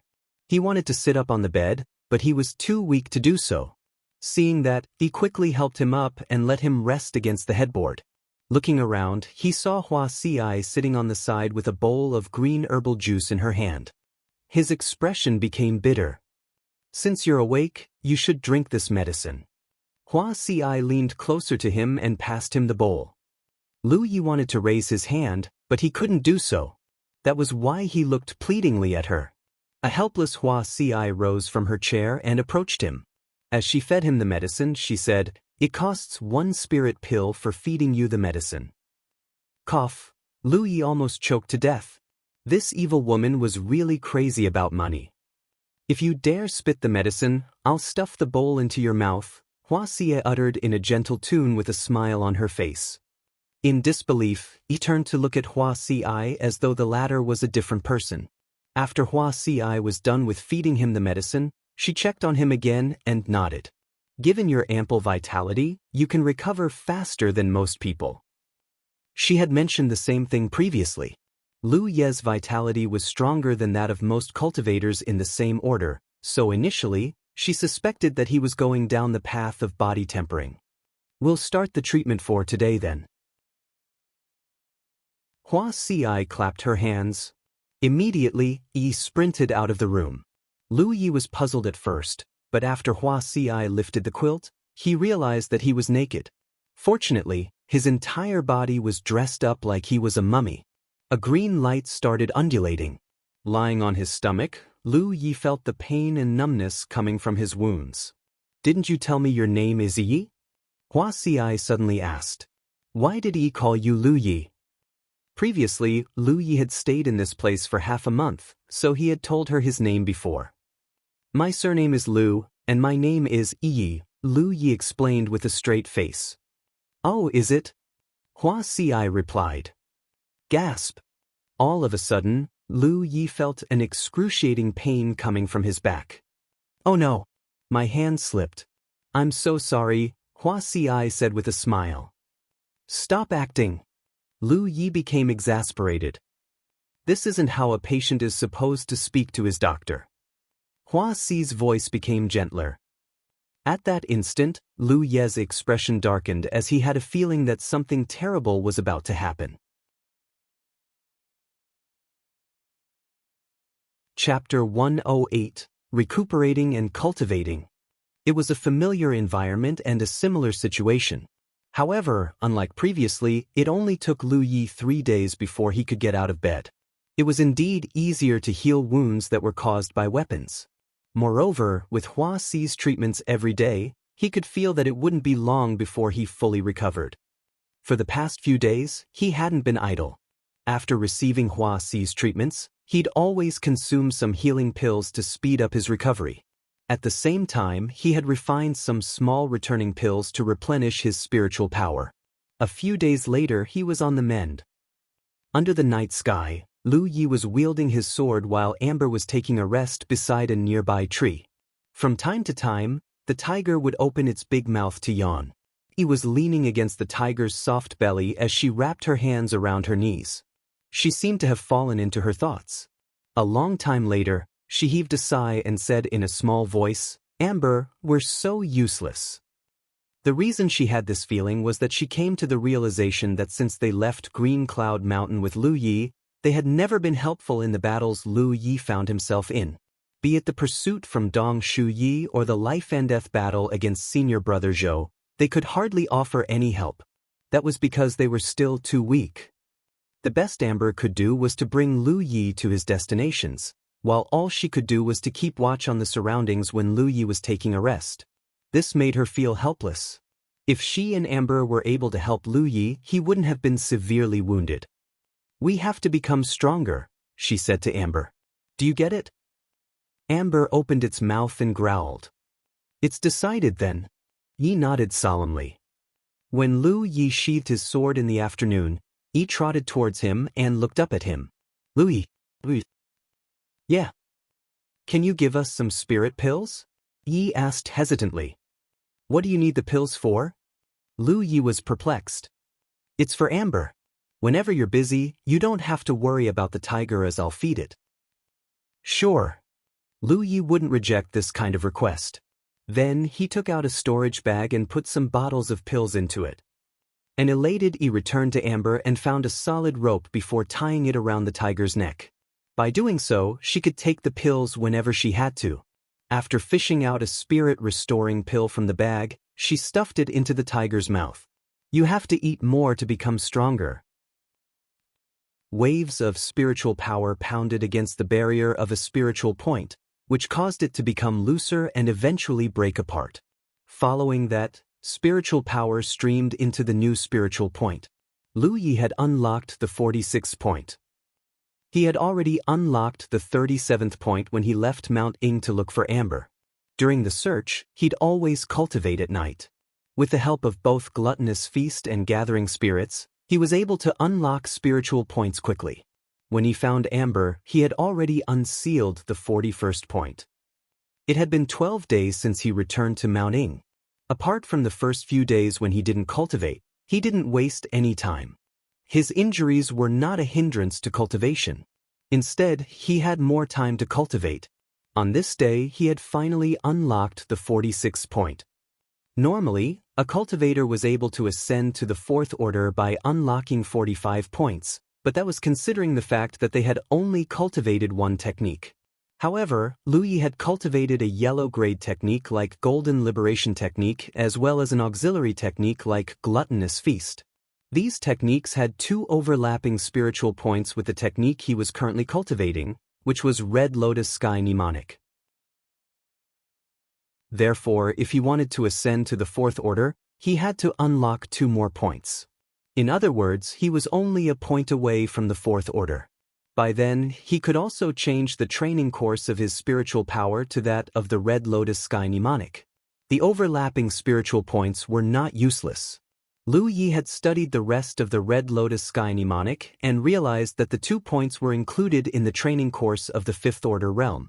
Hence, these 2 points would be exempted when he ascended to the 5th order. There were 9 minor realms in the Spirit Creek realm. The 4th order and the 7th order were respectively the dividing points. That was because for the first 3 orders, one only had to unlock 9 points to reach the next order. However, a 4th order cultivator had to unlock 18 points to ascend to the next order, which was 2 times the amount. Once a cultivator's spiritual power penetrated these spiritual points and formed a microcosmic orbit, his power would increase significantly. Normally, it wouldn't take a 4th order cultivator much effort to kill a 3rd order cultivator. Only someone like Lu Yi, who could use spiritual patterns in a battle, could make up for the differences between the minor realms. Given the speed at which he cultivated, he would only need 2 days to unclose the last point. However, he had been cultivating for a long time on this day. Although it wouldn't affect him one bit for consuming pills, cultivating was a boring process. After a long time of meditation, his vitality had become stagnant. Upon opening his eyes, he took a look at his pills and sighed. The price he had to pay for the rapid power increment was a massive consumption of spirit pills. Now, he'd need about 14 to 15 pills to unlock one spiritual point. After deducting the treatment fees for Wuxia and the pills he had given E and Amber, he was left with a small number of pills. After he reached the fourth order, he had to head to Divine Trade Association again. He was only left with 6 yuan metal ores that he could sell. Louis, who had been keeping guard on the side, approached him. "What's wrong?" Lu Yi looked up at her. He asked, "Will we stay here?" Recently, she had been getting along with Ruan Lingyu well, so they had become close friends. Through Ruan Lingyu, she found out about what had happened to Lu Yi when he stayed here some time ago. She also became aware that he had left this place to look for them, which moved her. After going through life and death moments together, they had undoubtedly become closer. "Do you want to stay here?" With a tilted head, he gave it a thought and said, "Ling Yu is a nice person. Senior sister Hua Ci is wonderful as well. Everyone else has been treating me well. It'd be fantastic if we could stay here. Anyway, it's up to you. You don't have to worry about what I think. You can stay here if you want to. They're all nice people indeed." "Oh, I'm not staying then." He gazed at him and smiled. "Since we've left Green Cloud Mountain together, we'll also keep moving forward together. We'll stay with you." Lu Yi lifted his hand and patted her head. An annoyed he growled, "Stop patting my head like I'm a kid." Hearing that, Lu Yi clenched her head and forcefully rubbed it. "Hey, stop it." After struggling out of his grip with difficulty, she stomped her foot on the ground and dashed out of the room. Soon, she was heard laughing with Ruan Lingyu in the adjacent room. Chapter 109, Bumping into an Enemy. On this day, Lu Yi stepped out of the Divine Trade Association in Tassel City as a manager saw him off. He had sold the last 6 yuan metal ores as well as the storage bags of those people from Serene Cloud Mountain to the association. He didn't sell senior brother Zhou's bag. Instead, he had paid a fee to the old cultivator from the association to lift the restriction on the bag to find out what was inside. However, the outcome was disappointing. Compared to the effort he had put in, he had actually suffered a loss. It was risky to unlock a bag, so one had to be careful when it came to this type of investment. The only thing that was worth some money was senior brother Zhou's long sword, but it had been destroyed by Lu Yi during the battle. This lesson made him secretly decide that as long as a bag didn't belong to someone like a young master, he'd just sell it in the future. On the other hand, the beast taming collar had been traded for over 10 spirit stones. It was an artifact from Senior Sister Yu that was specifically used for dealing with spirit beasts. The uses were rather limited, so it wasn't worth a lot of money. He had traded most of the stones for pills, and he had kept 30 stones just in case he needed them. After all, cultivators mostly used spirit stones to trade goods. One could also use spirit pills, but it wasn't worth it. In the Divine Trade Association, 10 stones could only be traded for 9 pills. The yuan metal ores he had sold were pretty big, so they were worth a lot. In the end, he had obtained 500 pills. Including the dozens of spirit-restoring pills he was left with, that was all he possessed. To a low-rank cultivator, it was actually an immense wealth. However, after some calculations, Lu Yi knew that these pills couldn't last him a long time.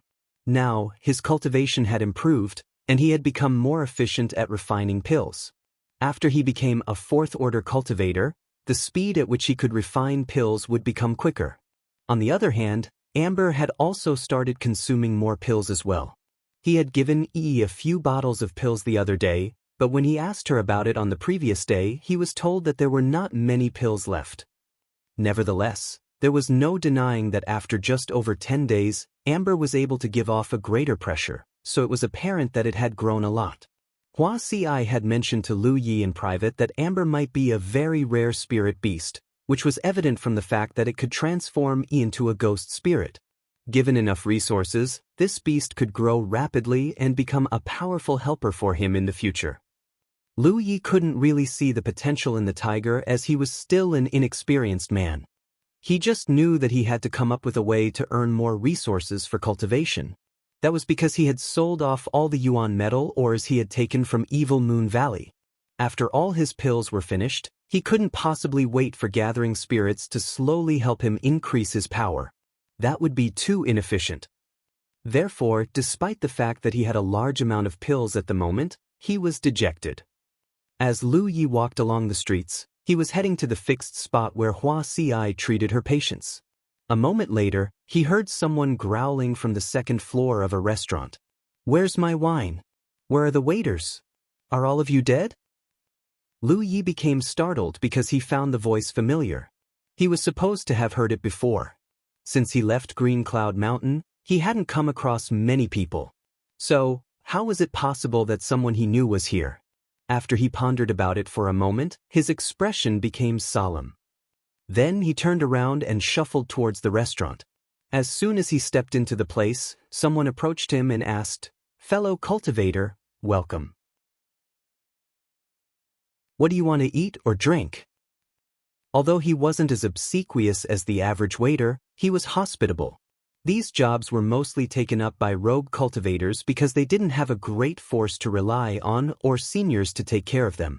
Therefore, they could only slowly earn the resources for cultivation this way.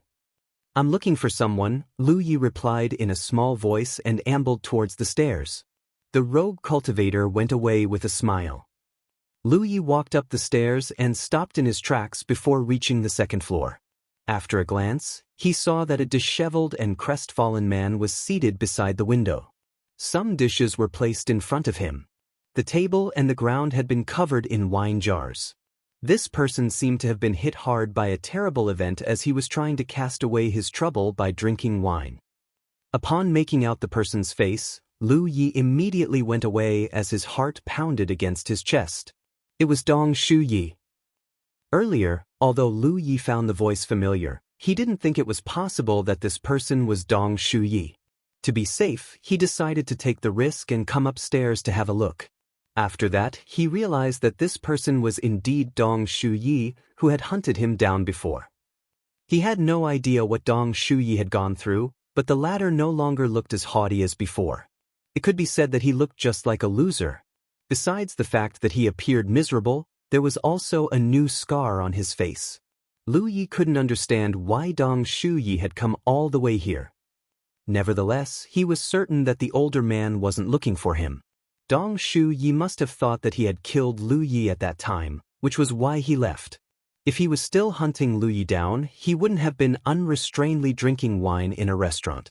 Then, Lu Yi recalled what Wuxia had told him before.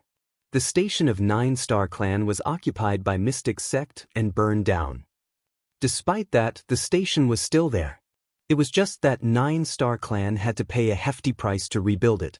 Those from Mystic Sect didn't have the power to manage 2 stations at the same time.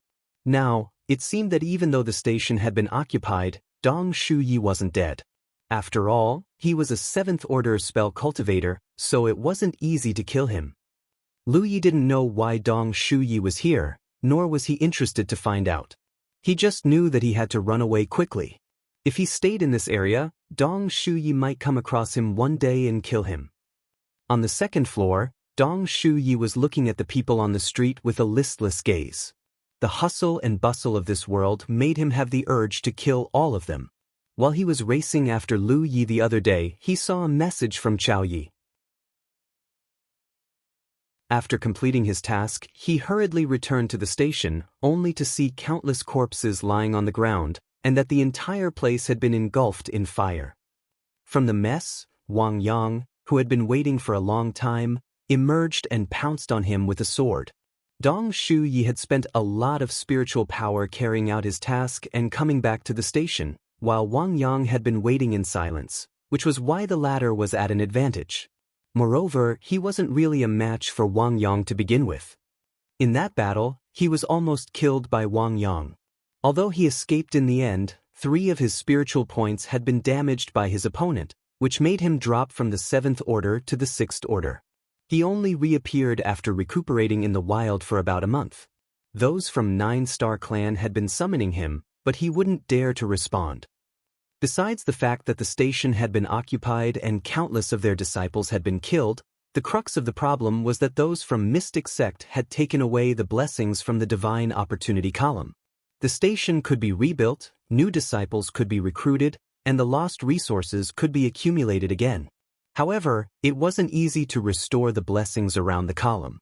It was the result of decades of hard work that had been put in by the Spirit Creek Realm Masters from 9-Star Clan. It could be said that this battle had destroyed the foundation of 9-Star Clan in Spirit Creek Battlefield. Moreover, the young master was killed under his watch. Even a 9th Order cultivator wasn't able to take up the responsibilities for all these mistakes, not to mention that Dong Shu Yi was only a 7th Order cultivator. The reason those from the Great Force had been summoning him was to hold him accountable. If he dared to go back, he wouldn't even be able to see the moon this night, let alone the sun on the next day. He was terrified, which was why he had squandered all the contribution points he had accumulated over the years to erase 9-Star Clan's brand from his battlefield imprint. Since then, he had betrayed his Great Force. Chapter 110, Running Away. In Jianghu, it was very rare for anyone to betray their own Great Force. That was because in order to erase the Great Force's brand, one had to spend a large amount of contribution points. Nevertheless, Dong Shu Yi had no other choice. Not only had he squandered all the contribution points he had accumulated over the years, but he also had to bear the reputation of being a traitor. 3 of his spiritual points had been damaged, and there was basically no future for him. It could be said that he was in the worst possible situation. All this had happened because a mountain tiger called E had killed the young master of 9-Star Clan.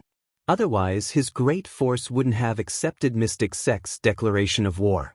If that hadn't happened, he wouldn't have taken the risk to race after Lu Yi, and the station wouldn't have been destroyed. At the thought of the dead mountain tiger, he felt his chest burning with fury as he had the urge to find his corpse and slice it into pieces. He had practically spared his enemy a horrible death. Fortunately, he wasn't without anywhere to go. In the past few years, he had established quite a few connections in Spirit Creek Battlefield. Despite the fact that his cultivation had dropped, he was still a 6th Order cultivator, and he was more powerful than most others in the same minor realm. It was possible for him to join an 8th or 9th tier Great Force. However, before that, he had to stay away from the station of 9-Star Clan. Those people from the clan must have started looking for him. Inside the room, he asked, "Lu Yi, are we leaving soon?" Lu Yi nodded. "It's time to leave." He turned to look at her. "You and Amber can stay here. Don't even think about getting rid of us." He became displeased. "We've promised each other that we'll start and finish the journey together. Do you think we're a burden to you?" "That's nonsense." Lu Yi flicked at her forehead. "If it weren't for Amber, I would have been killed." He covered her forehead and pouted. "So, I'm the useless one here." "You're useful as well." "How am I useful?" He looked at him with a hopeful gaze. After giving it a thought, Lu Yi replied, "You always keep guard around me whenever I rest. I can have some shut-eye thanks to you." "Oh." He hung her head low. Then, Lu Yi lifted his hand and gently pinched her face. "All right, we're leaving tomorrow, so you'd better bid Ling Yu farewell now." After she was gone, Lu Yi pondered for a moment and reckoned that he should say goodbye to Wuxia. Previously, he had left this place without informing her. Regardless, she had saved him twice, so it was inappropriate for him to do that again. Upon leaving the bamboo room, he headed to a neighboring room and knocked on the door. Wuxia opened the door, and upon seeing that it was Lu Yi, she said vigilantly, "What's wrong? Are you going to drug me again?" "Stop acting." Lu Yi shot her a glare. "You were just fooling me the other day. Do you think I didn't know?" He only came to that realization a few days after the incident. Wuxia was a 5th Order cultivator who was an expert in medicine, so how was it possible that she was so easily drugged? Even if the pill had that kind of effect, it wasn't likely that she'd pass out after sniffing it. Therefore, he decided to fish out the pinkish pill and sniffed it. Upon confirming that nothing had happened to him, he finally realized that he had been fooled by Hua Si. You found out about it? Lu Yi shot her another glance and told her about his purpose of visit. I'm leaving tomorrow, so I'd like to bid you farewell now. Thanks for saving me twice. Hua Si batted her eyes. I'm a doctor, and you're a patient. You've paid me pills to save you, and it's how things should be. Whatever the case, I have to thank you, Lu Yi said solemnly. Hua Si put on a smile. Bon voyage then. I hope that you'll have a bright future. Thanks. Is there anything else? No. I'll have a rest then. It wasn't until the door was closed that Lu Yi recalled he hadn't added this woman to his friends list. He raised his hand in an attempt to knock on the door, but after some deliberation he decided not to do it. After he was gone this time, they probably wouldn't meet again. The next morning, Hua Si and Kong Niu went to Tassel City as usual. When Lu Yi left the place, she was already nowhere to be seen. On the other hand, Ruan Lingyu had come over to see them off and she and he wept for a bit. After Lu Yi went away for a long distance on the tiger's back, he turned his head, only to see that she was still waving her hand at the dilapidated entrance. After they left the mountain, Amber started running at full speed as the view around them moved backwards rapidly. He appeared dispirited. Recently, she had developed a close bond with Ruan Lingyu, which was why she was reluctant to part with her friend. Lu Yi had no idea how to console her, so he could only let her be. Staying on the tiger's back, he consumed some pills and refined them. Presently, he was just one step away from the fourth order, and he reckoned that he could achieve it the next day. When they were taking a rest in the evening, Eve finally pulled herself together. After untying the storage bag from Amber's neck, she took out some herbal powder and clean cotton cloths from it. As Lu Yi was eating his roasted meat, he asked curiously, "Where did you get all these from?" "Senior sister Hua Si gave them to me," he explained. "She said that if you get injured again, this medicine could be applied on your wounds and also consumed." There was no doubt that these clean cotton cloths were used for dressing up wounds. Looking at these things, Lu Yi felt conflicted within. Although Hua Si was a miser who was also sharp-tongued, there was no denying that she was a kind-hearted person. Knowing that Lu Yi might get injured in battles in the future, she decided to prepare these things for him. Lu Yi pressed his lips together. Since she had prepared these things for him, she could have given them to him when he was bidding her farewell on the previous night. Nevertheless, she said nothing. "Lu Yi, do you think senior sister Hua Si has a thing for you?" he asked curiously. Amber, who was chewing on a piece of meat, lifted its head and stared fixedly at him. "Stop spouting nonsense," Lu Yi replied as he cleaned up the mess. He didn't think he was charming enough to make a woman like her fall for him. It had only been a short time since they got to know each other. Hua Si had treated many people before. To her, he was just a wealthy patient. However, to Lu Yi he would never forget the fact that she had saved his life twice. In fact, Rogue Wanderers Club was a wonderful place. If it weren't because he had to head to the station of Crimson Blood Sect, he might have chosen to stay there. As he continued cultivating, he realized that he was nowhere to be seen. When she returned, she appeared to be stealthy. The next morning, they went on with their journey. He would disappear from time to time, and she'd bring along the storage bag given to her by Lu Yi. When Lu Yi asked what she had done, she would only put on a mysterious smile but not tell him anything. There was a special connection between Amber and her. As long as they were not too far apart, they could sense each other's presence. Therefore, Lu Yi wasn't worried that she'd become lost. When Yi was finally sitting still on the tiger's back, Lu Yi asked, "Yi, what's your surname?" "I don't remember it." Yi shook her head. She could remember many things, but there were also things that she had forgotten.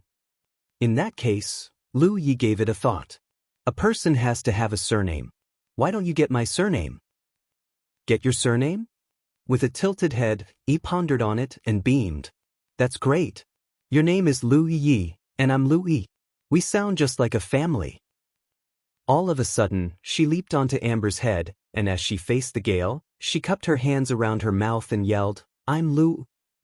Her voice reverberated around the wilderness.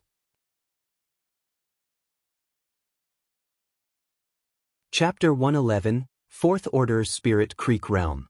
As the pills dissolved, Lu Ye's spiritual power streamed into the 47th point and filled it up. On the second night after he left Mount Ing, he achieved the requirement needed to break through to the Fourth Order. However, in order to ascend to the Fourth Order, he had to transition to a different cultivation technique. Due to the fact that he always switched between Gluttonous Feast and Golden Liberation technique, this matter wasn't so difficult for him. Under his control, the speed at which his spiritual power flowed slowed down, and the connections between the spiritual points broke off. Then, he followed the training course of Red Lotus Sky Mnemonic and activated his spiritual power. Starting from the source spiritual point, his spiritual power penetrated his first point, second point until the 9th point. Perhaps it was because it was the first time he activated the mnemonic, so the speed at which the microcosmic orbit was running was slow. Patiently, he sustained it as the spiritual power, which was flowing along the spiritual points like the water in a creek, became increasingly faster. In the end, it could run on its own. After he was done establishing the first microcosmic orbit, he activated the 10th point as his spiritual power streamed from the 11th point to the 18th point in the same way. A moment later, he established the second microcosmic orbit, and just a while later, he was done with the third one. Then, it was followed by the fourth one. However, it was a great leap forward from the Third Order to the Fourth Order as the microcosmic orbit of the Fourth Order included 18 spiritual points. It was the first time he activated a microcosmic orbit with 18 points, so he was extra careful. Just 5 minutes later, his body shook a little. With his location as the center, an air blast spread around and almost put out the bonfire. He had ascended to the Fourth Order Spirit Creek realm.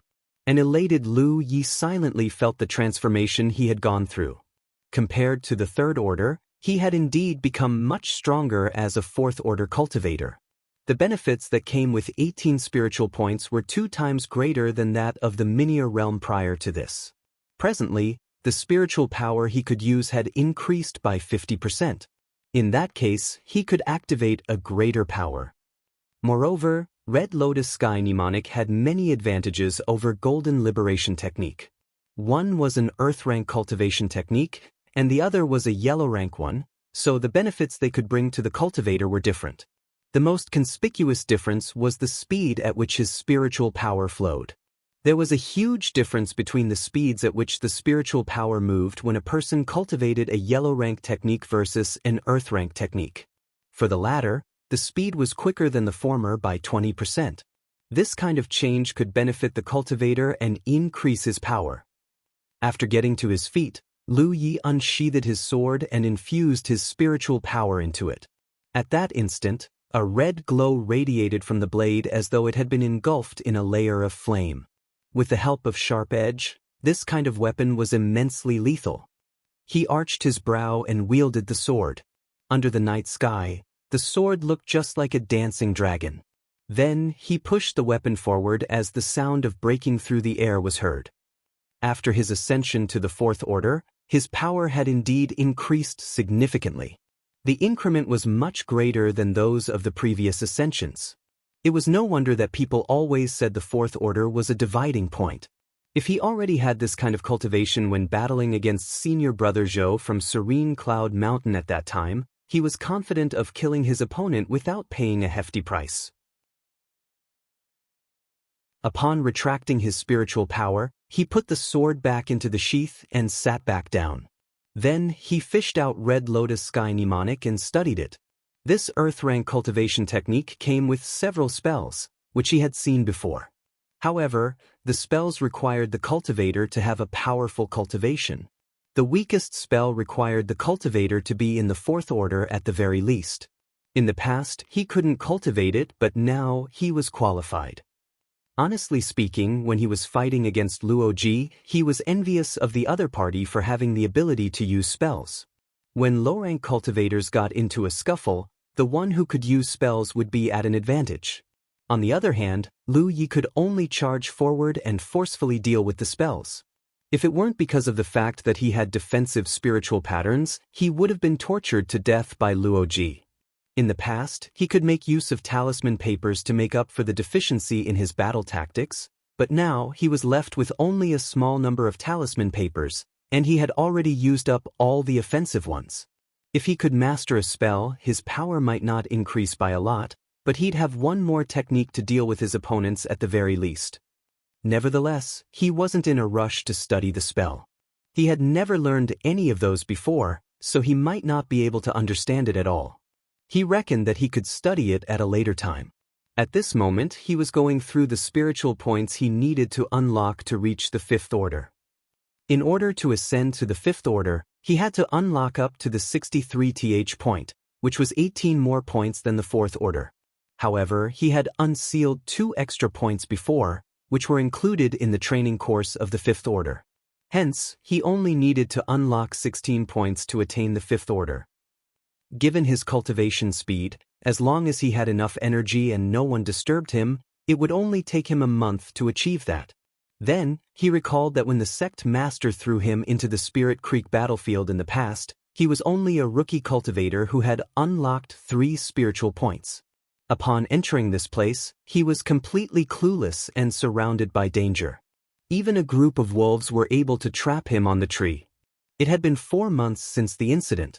Although he still wasn't powerful, he had gotten through the most difficult period. Moreover, his life could be said to have been eventful in the past few months.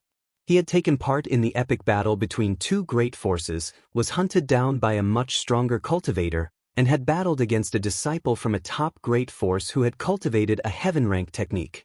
Besides that, he had fallen into life-and-death battles with those who were way more powerful than he was. At the thought of this, he felt that the path he had walked down in the past 4 months had been paved with danger, so he couldn't help feeling sorrowful for himself. Anyway, all that was history. In the past, he was weak, so he could only be oppressed, but now he was a 4th order cultivator. Although he couldn't swagger around the outer circle, he was already capable of defending himself. In the outer circle, there were lots of people who were weaker than he was, so he was no longer at the bottom of the hierarchy.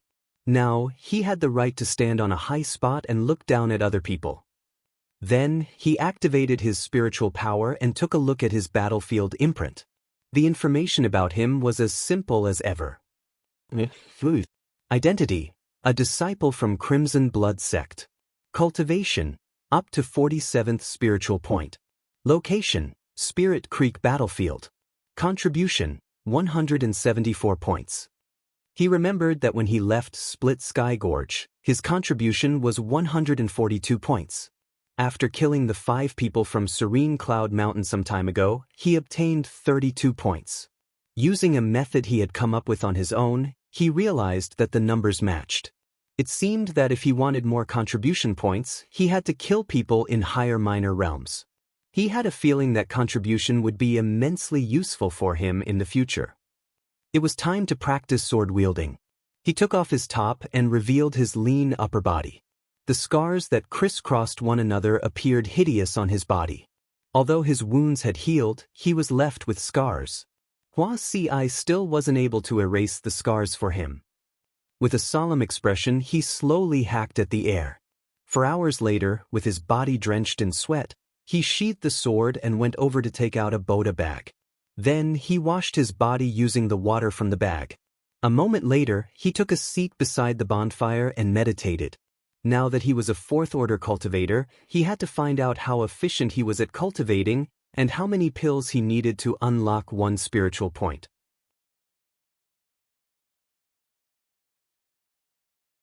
Chapter 112, A Spell. After one night, Lu Yi stopped cultivating. Just like what he had expected, after ascending to the 4th order, he needed more pills to unlock 1 spiritual point.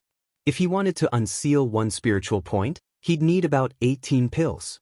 Certainly, with the help of gathering spirits, he'd consume fewer pills.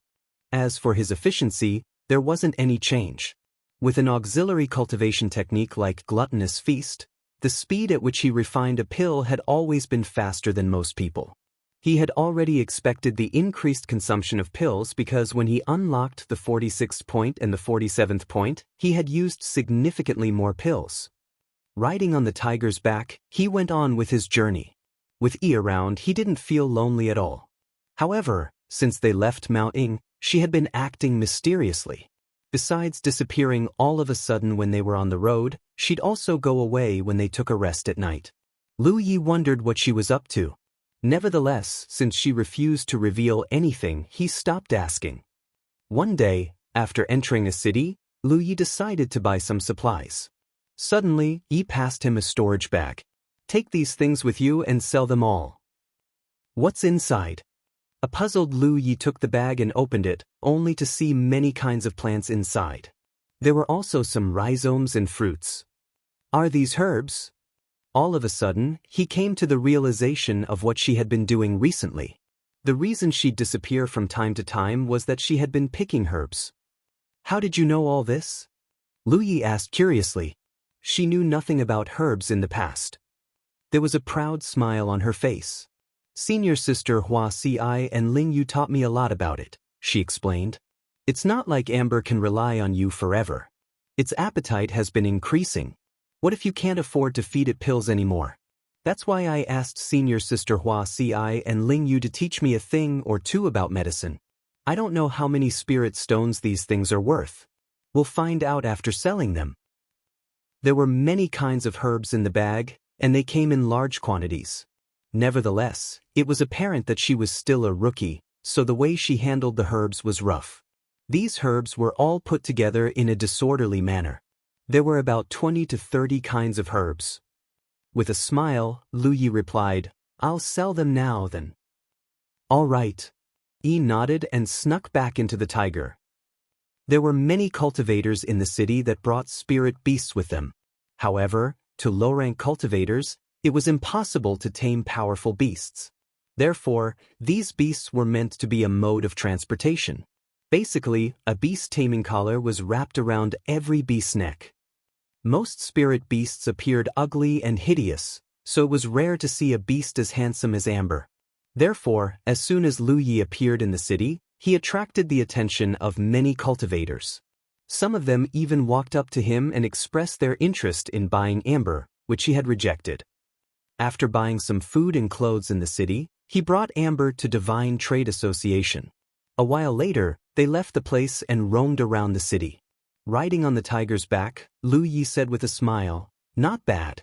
Your herbs were sold for 4 spirit stones. Yi didn't utter a word or stick out her head. 4 stones were not even enough to buy pills for Amber to consume in a day. The tiger's appetite had increased significantly as it consumed as many pills as Lu Yi. Nevertheless, its growth was also noticeable. Lu Yi consoled her by saying, That's already a good profit. Most rogue cultivators accumulate wealth slowly. 4 stones are enough for us to buy 4 spirit-restoring pills. You are still a green hand. I'm sure you'll definitely get better as you accumulate more experience along the way. Still, Yu remained silent as she appeared crestfallen. She thought that after she spent a few days collecting all these herbs, they could be sold for a good price, but the outcome was disappointing. Seeing as his attempt was futile, Lu Yi stopped talking. The greater the hope, the more disappointed one would become if things didn't go as expected. She was still a young girl, so it was expected that she could be emotional. After stuffing a spirit-restoring pill into his mouth and letting Gluttonous Feast refine it, he fished out Red Lotus Sky Mnemonic and studied the spell. He had never studied spells before, and no one could teach him about it now, so he had to explore it on his own. Soon, he became totally focused in learning the spell as his spiritual power surged. Half a day later, he appeared all of a sudden and took a seat in front of him before declaring, I'll find much better herbs in the future. Lu Yi took a glance at her and encouraged her with a smile. I'm looking forward to it. She balled up her fists and said through clenched teeth, I'll look for them now.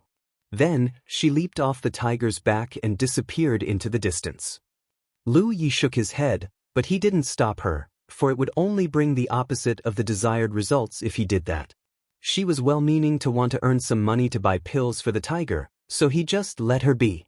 Riding on the tiger, he studied the spell as he activated his spiritual power. The first spell that came with Red Lotus Sky Mnemonic required the cultivator to be in the 4th order at the very least. As for the second spell, the cultivator had to be in the 7th order. The last spell required the cultivator to have fully cultivated the mnemonic, which meant that he had to unlock all 180 spiritual points. He still had a long way to go before he could learn the last 2 spells, so he focused on studying the first spell, which was called Fire Phoenix. As he digested the spell, he became increasingly amazed. That was because using a spell was similar to building a spiritual pattern. Both of them required the cultivator to build a specific pattern using his spiritual power. The head and the tail of a pattern had to be connected.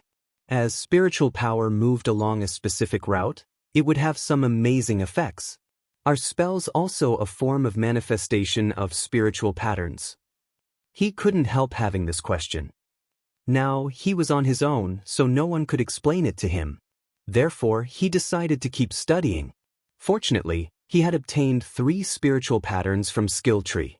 Every time he got a spiritual pattern, a lot of information would spring into his mind and allow him to master the spiritual pattern. However, he hadn't systematically learned one before. Even though he was able to activate the 3 spiritual patterns with ease and use them in a battle, he still had no idea how they worked. It was just like cooking. Lu Yi, the chef, followed the instructions given to him and added some seasoning to the ingredients. The dishes would turn out to be delicious as well. However, if there was an experienced chef who knew exactly how much seasoning to add at the right time and how to control the heat, there was no doubt that the dishes he made were more palatable.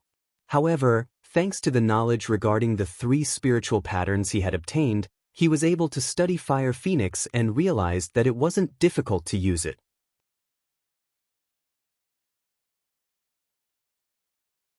Chapter 113, Fire Phoenix. Under the night sky, he looked at the burly bird that radiated a red glow, which was intertwined with a hint of golden light, and exclaimed, "Wow! It's such a beautiful quail." If it weren't because this bird was a manifestation of Lu Ye's spiritual power, she would have held it in her hands. The veins on Lu Ye's forehead bobbed as he corrected her by saying, "It's not a quail, it's a fire phoenix. Repeat after me. Fire Phoenix." He stared at him with a gaze which seemed to read, "Do you think I am blind?"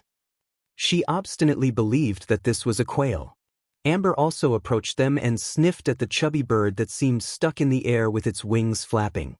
Upon realizing that not only was this thing inedible, but it was also dangerous, the tiger leaped away. Lu Yi felt that he had been humiliated. He was studying a Fire Phoenix spell technique, but how did he end up producing this thing? Upon going through Red Lotus Sky Mnemonic again, he was certain that the way he cast the spell and activated his spiritual power was right. What was the problem, then? How did a Fire Phoenix spell technique turn out to be a quail one? Was this the result of spending the entire day studying it? Lu Yi was torn between tears and laughter. Of all the techniques he had mastered, defensive spiritual patterns were the most power-consuming, and Sharp Edge came next. Gathering spirits was the least power-consuming. The power consumption of Fire Phoenix spell technique was between defensive spiritual patterns and Sharp Edge. After one day of studying and over a dozen attempts, he finally succeeded, but the outcome wasn't what he had expected, which was why he was upset. It was just like a man who became a father for the first time. Upon seeing that his newborn baby was ugly, he'd have the urge to stuff it back into the mother's body and remake it. However, regardless of whether he could accept it, the outcome was there, and there was nothing he could do to change it. How was he supposed to use it to deal with his opponents? Before the bird could burn them to death, they'd be convulsing with laughter upon seeing it. Seeing as Lu Yi was hit hard by her remark, she went against her heart and said, "All right, it's a Fire Phoenix." "It's a quail." Lu Yi raised his hand, upon which the quail dissipated in the air. After walking away, he took off his top and started practicing sword wielding. Certainly, spells were all trash. Sword wielding was the only thing he was most adept at. "If I ever study spells again, I'll be a pile of dung," he cursed. 10 days later, a snowy white tiger barged into a mountain range. Seated on the tiger's back, Lu Yi felt his clothes flapping in the air. It had been 4 months since he left Green Cloud Mountain, but he had only spent half of the time on the road. Most of the time, he was held up for various reasons. He was in a rush to head to the station of Crimson Blood Sect, which was why he rarely took any rest since he left Mounting. He was still very far away from the station, but a journey of 1,000 kilometers began with a single step. He believed that he'd definitely reach his destination one day. According to the information on the 10-point map, this mountain range was called 100 Peaks. That was because there were indeed 100 peaks in total, and there were 3 great forces that were based in nearby places. Lu Yi wasn't willing to come into contact with any great forces lest his identity was exposed. Therefore, he intended to pass through 100 peaks. Throughout his journey, he had rarely come into contact with any cultivators. Although the mountain range was expansive, he believed that given Amber's speed, they could move through it in a few days. Yi loved this kind of place because she could find many herbs on the mountains. After the disappointing outcome of selling the herbs the other day, she became more diligent. There was a hall on a peak that was in the center of all the mountains. At this moment, many cultivators were entering and leaving the hall. In the middle of the hall, there was a huge shadow moon disk. The rounded disk clearly reflected the entire terrain of 100 peaks. Besides that, it could detect the movements of all cultivators in the mountain range and indicate them in an intuitive manner. On the disk, dots of 3 different lights kept flickering. They were blue, black, and red. Every dot represented a cultivator. The deeper the color, the more powerful a cultivator was. These colors represented 3 great forces. These were the 3 great forces based in the periphery of the mountain range. One of them belonged to the Grand Sky Coalition's side, which was Green Feather Mountain. The other 2 belonged to Thousand Demon Ridge's side, which were Tai Luo clan and Qin family. The latter was a family-controlled great force. In Jianghu, rarely any family could become a big shot. That was because there were many limits that hindered a family's growth. Nevertheless, there was an exception to everything. There were still some families in Jianghu with deep heritage. Of the 7th to 9th tier great forces, there were quite some powerful families. In fact, Yu Taya and the Lu brothers that Lu Yi had come across in Evil Moon Valley were from family-controlled great forces as well, but due to the fact that they were too weak, they were not even ranked. When those from Evil Moon Valley invaded them, they were powerless to resist. Although the Qin family was considered a 9th-tier great force, it was still not comparable to a real 9th-tier great force. Fortunately, they had Tai Luo clan as a neighbor, so life had been peaceful for them in Spirit Creek battlefield. Presently, it was during a period of time when the Dragon Spring Conference was held. Therefore, many cultivators from the 3 great forces had gathered together in 100 peaks. This tradition had been ongoing for 100 years, and it was held every 3 years. The reason was that there was a dragon spring hidden beneath this particular hall. It was a spring that contained an amazing power. When the spring water gushed out, a spirit mist would appear. The mist could strengthen a cultivator's body and resolve pill poison. To a low-rank cultivator, they certainly craved a stronger body, especially those who were determined to walk down the path of body tempering. The Dragon Spring was able to help build a solid foundation for them.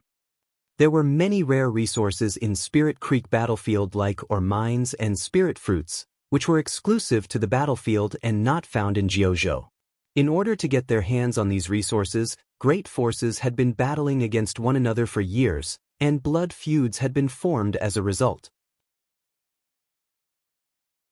To great forces like Green Feather Mountain, Tai Luo clan, and Qin family that were in the outer circle, Dragon Spring was undoubtedly an important resource. When the spring was discovered in the past, the Qin family wasn't around yet. Only Tai Luo clan and Green Feather Mountain would fight for this resource, and every battle resulted in many people losing their lives. However, due to the fact that Green Feather Mountain had a richer heritage, they would always win the battle. Everything changed when the Qin family decided to set up a station in this place 50 years ago, and they started joining the competition as well. The Qin family and Tai Luo clan were allies because both of them were from Thousand Demon Ridge's side. Hence, there was no way Green Feather Mountain could go against two great forces at the same time. Prior to that, even though Green Feather Mountain always won the battle, they couldn't possibly exhaust all the power in Dragon Spring. That was because their number of disciples was limited. After they were gone, the cultivators from Tai Luo clan could go over and get some leftovers. Although it was rather pitiful, it was better than nothing at all. Nevertheless, since Tai Luo clan and the Qin family began to triumph, everything had changed. Certainly, there were more cultivators in two great forces than in one. The power in Dragon Spring could only accumulate so much every 3 years. After the cultivators from the two great forces were done using it, the spring would lose its power, and it could no longer help temper a cultivator's body. In the end, those from Green Feather Mountain flared up because the same thing happened over and over again.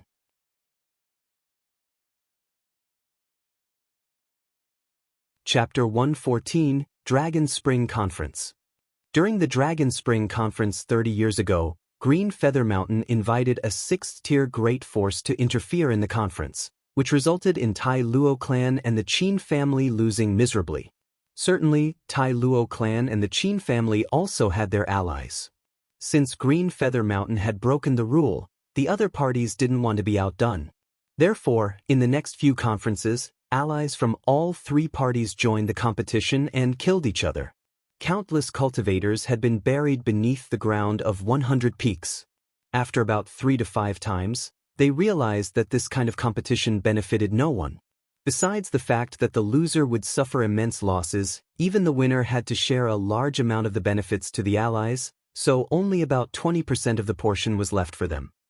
Moreover, this kind of large-scale battle would create chaos and cause a large number of cultivators to lose their lives. For the past few conferences when allies were invited, all three parties suffered much greater losses than in the past. If this farce dragged on, all three of them would have no one left to inherit their great forces. In the end, it was Tai Luo clan who took the initiative and invited the high-rank cultivators from the other two parties to have a discussion. With the heavens as their witness, they eventually came to an agreement, which was to never look for allies to take part in the competition again. However, considering the fact that Green Feather Mountain had to battle against two great forces, they were allowed to invite some helpers from nearby places, and a restriction regarding the cultivators' power had been imposed if they wanted to take part in the conference. Besides that, they were also given some preferential treatment.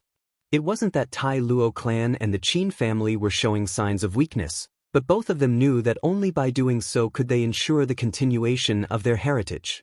Otherwise, a chaotic battle every 3 years would have cost innumerable lives. Those from Green Feather Mountain were fully aware of the situation as well. After all the conditions were discussed and agreed upon, all of them were satisfied. The Dragon Spring Conference in its current form started 15 years ago. As for the helpers Green Feather Mountain had to recruit, they were the rogue cultivators in nearby places.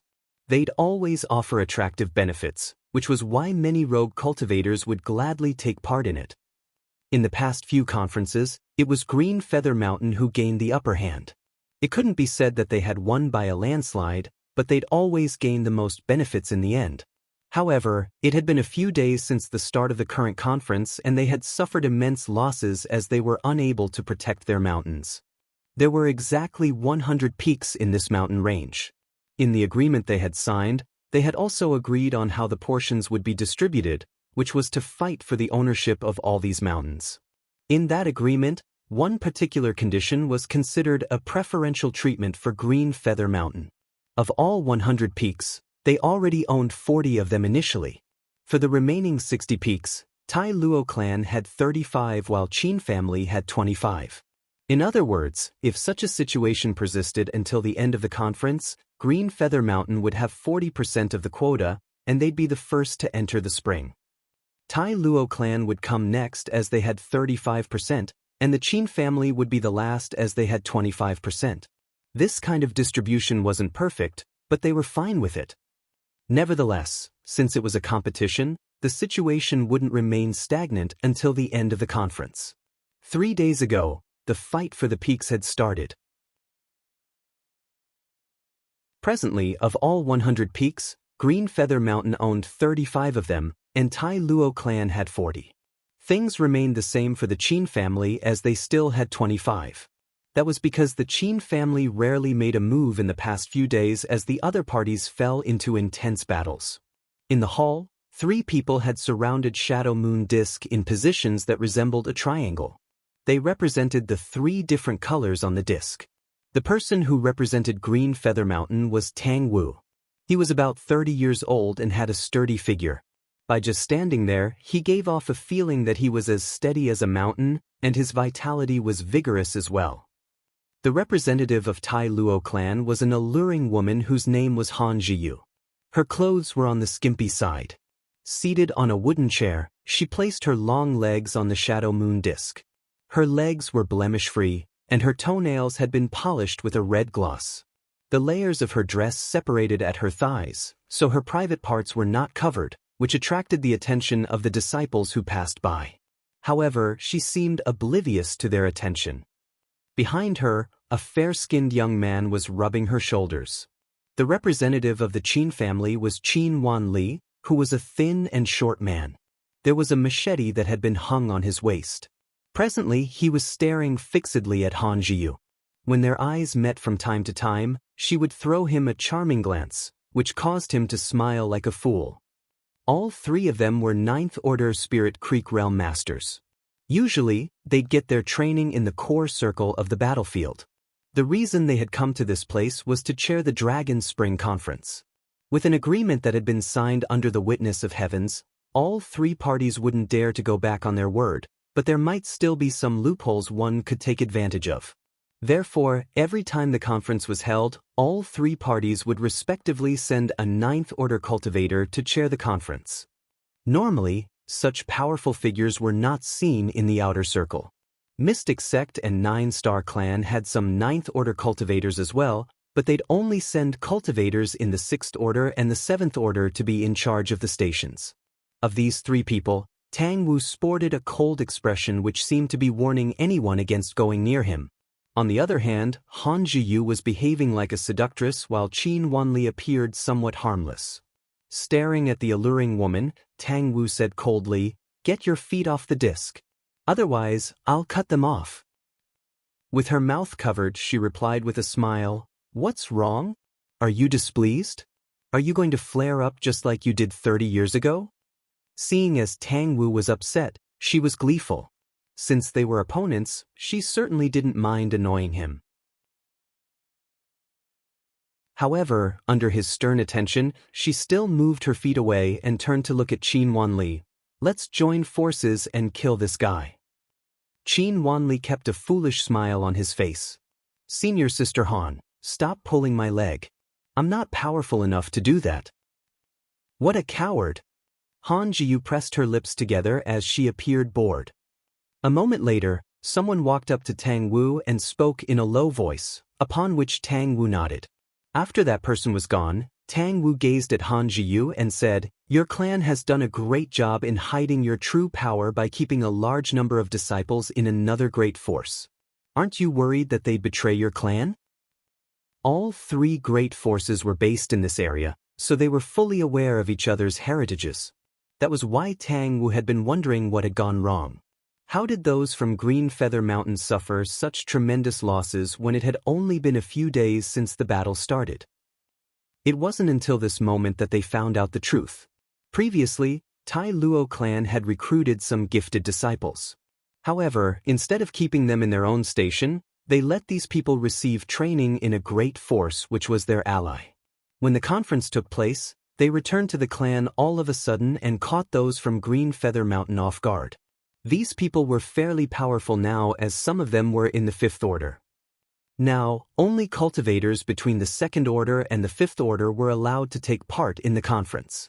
The restriction had been imposed because 1st Order cultivators were inexperienced in battles, so they'd easily lose their lives if they participated. On the other hand, 6th Order cultivators were too powerful. If they accidentally killed some low-rank cultivators, a lot of their contribution points would be deducted, which was unbearable for any cultivator. At the same time, the restriction on cultivation could prevent unnecessary deaths for people who joined the competition. Presently, the most powerful people in 100 Peaks were 5th-order cultivators. Initially, Green Feather Mountain had the highest number of 5th-order cultivators, but these people from Tai Luo clan who appeared out of nowhere tilted the balance. It was the main reason Green Feather Mountain was on the losing side.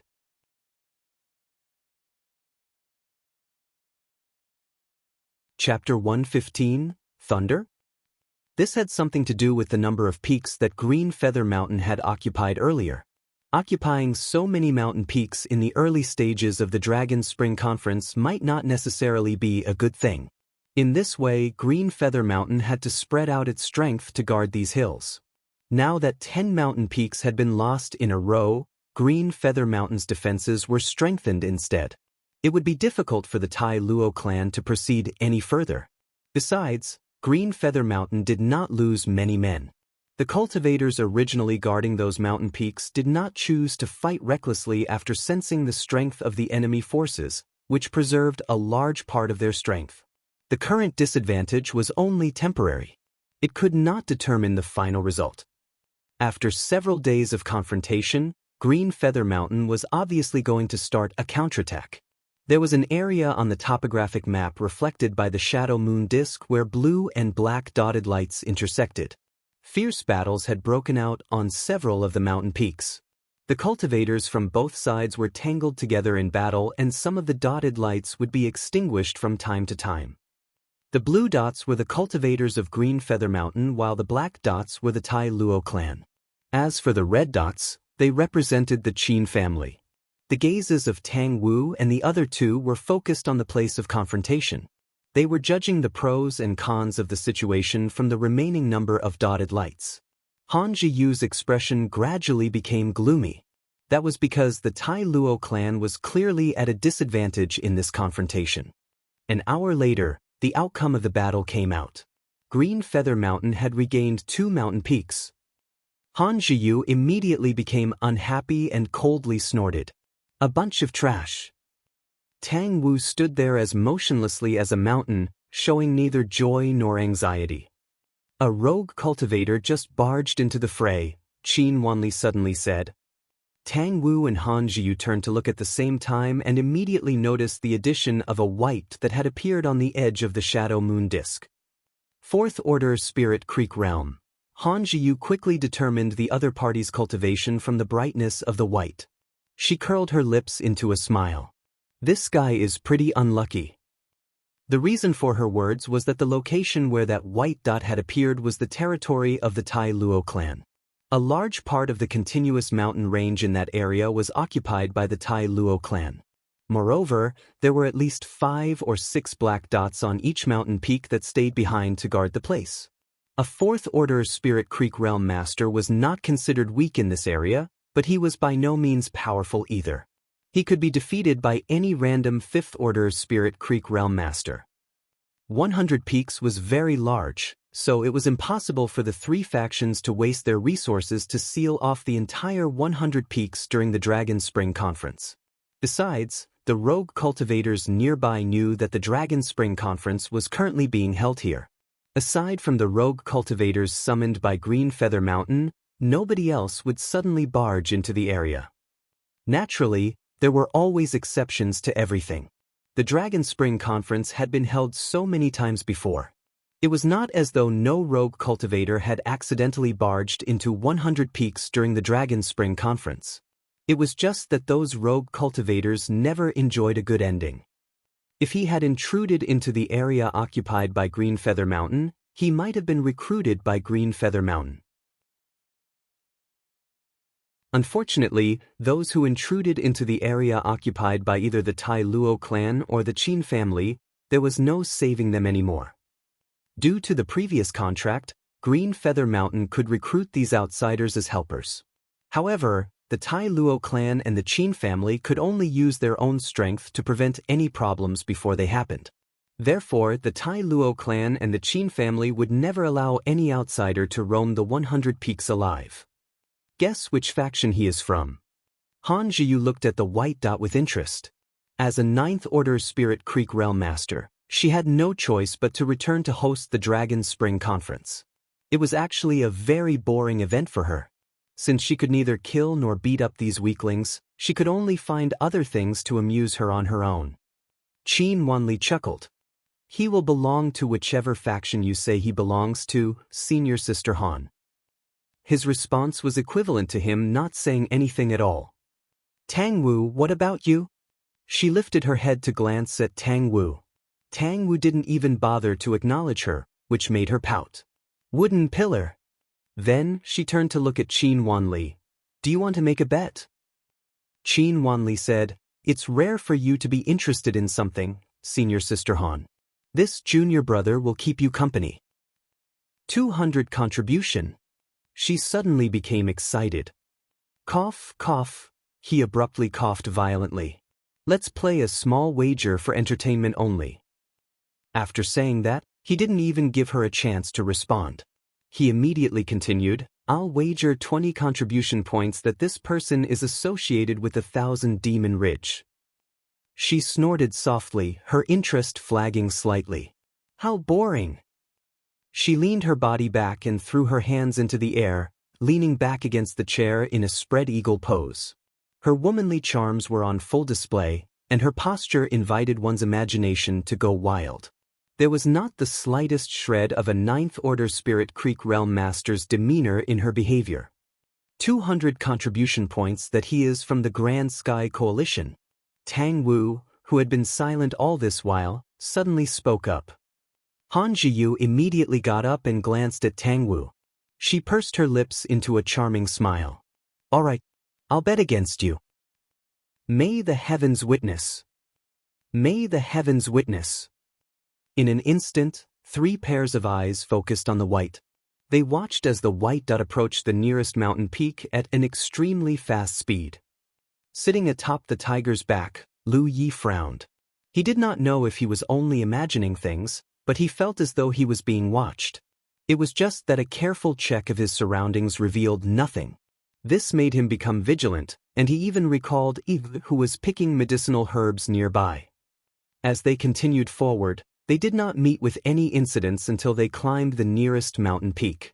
Amber suddenly stopped in its tracks. Lu Yi, who was sitting atop the tiger's back, pressed his right hand against the hilt of his knife. He secretly activated his spiritual power. Amber also crouched down low and let out a deep growl. There was an ambush here. Lu Yi had clearly noticed the fact that he had fallen into someone else's ambush. He did not know who was hiding in ambush here, why they had set up an ambush here, or even what the other party's cultivation was. The current situation was very disadvantageous for him. Wind blew across the mountain top, making the leaves rustle in the wind. A person's voice suddenly rang out from not far away. Lightning! Lu Yi immediately turned to look in the direction of the voice and saw a young man sitting among the branches of a large tree. The young man was quietly looking at him, and it was this young man who spoke just now. Activating his spiritual power, he studied the aura around the other party's body. It was a 4th Order Spirit Creek Realm Master. Frowning, he tentatively asked, Thunder? There was a sound of something slicing through the air. Lu Yi hurriedly ducked his head. 2 sharp arrows narrowly passed over the top of his head from both left and right directions. Several strands of his hair fell to the ground. The other party had attacked without warning. If not for the fact that he had experienced many life and death struggles recently, he would not have been able to avoid that attack just now. It was obvious that he had wrongly answered the other party's secret password. The people hiding in ambush here were extremely decisive and immediately attacked when the secret password was answered wrongly. Meanwhile, Amber was already charging toward the left. Lu Yi kicked off from the tiger's back, leaping straight into the air. Blocking an arrow shot toward his head when he was suspended in midair, he fixed his gaze upon the young man who spoke earlier. At the same time as those attacks were launched, that young man had leaped off the tree. A long sword appeared in his hand as he lunged toward Lu Yi. Lu Yi had just landed on the ground and the young man had already closed the distance between them. The long sword stabbed forward like a snake sticking its tongue out, aiming directly for Lu Ye's chest. The young man was really going in for the kill because of a single wrong answer.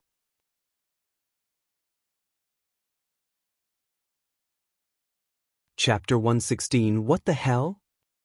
In the face of such a fierce attack, Lu Yi neither dodged nor stepped aside. Instead, he slashed at the young man fiercely. A fiery red light flashed across the blade of his knife, making his knife seem as though it was on fire. The young man was clearly taken aback by Lu Ye's ferocity. He hurriedly changed the trajectory of his sword, lifting his sword to block the attack instead. There was a loud clashing sound. When their blades interlocked for a moment, his sword nearly flew out of his hands and he was pushed back by that force. The shock in his eyes intensified. Before he could do anything, the knife in Lu Ye's hands came slashing down upon him like a tempest.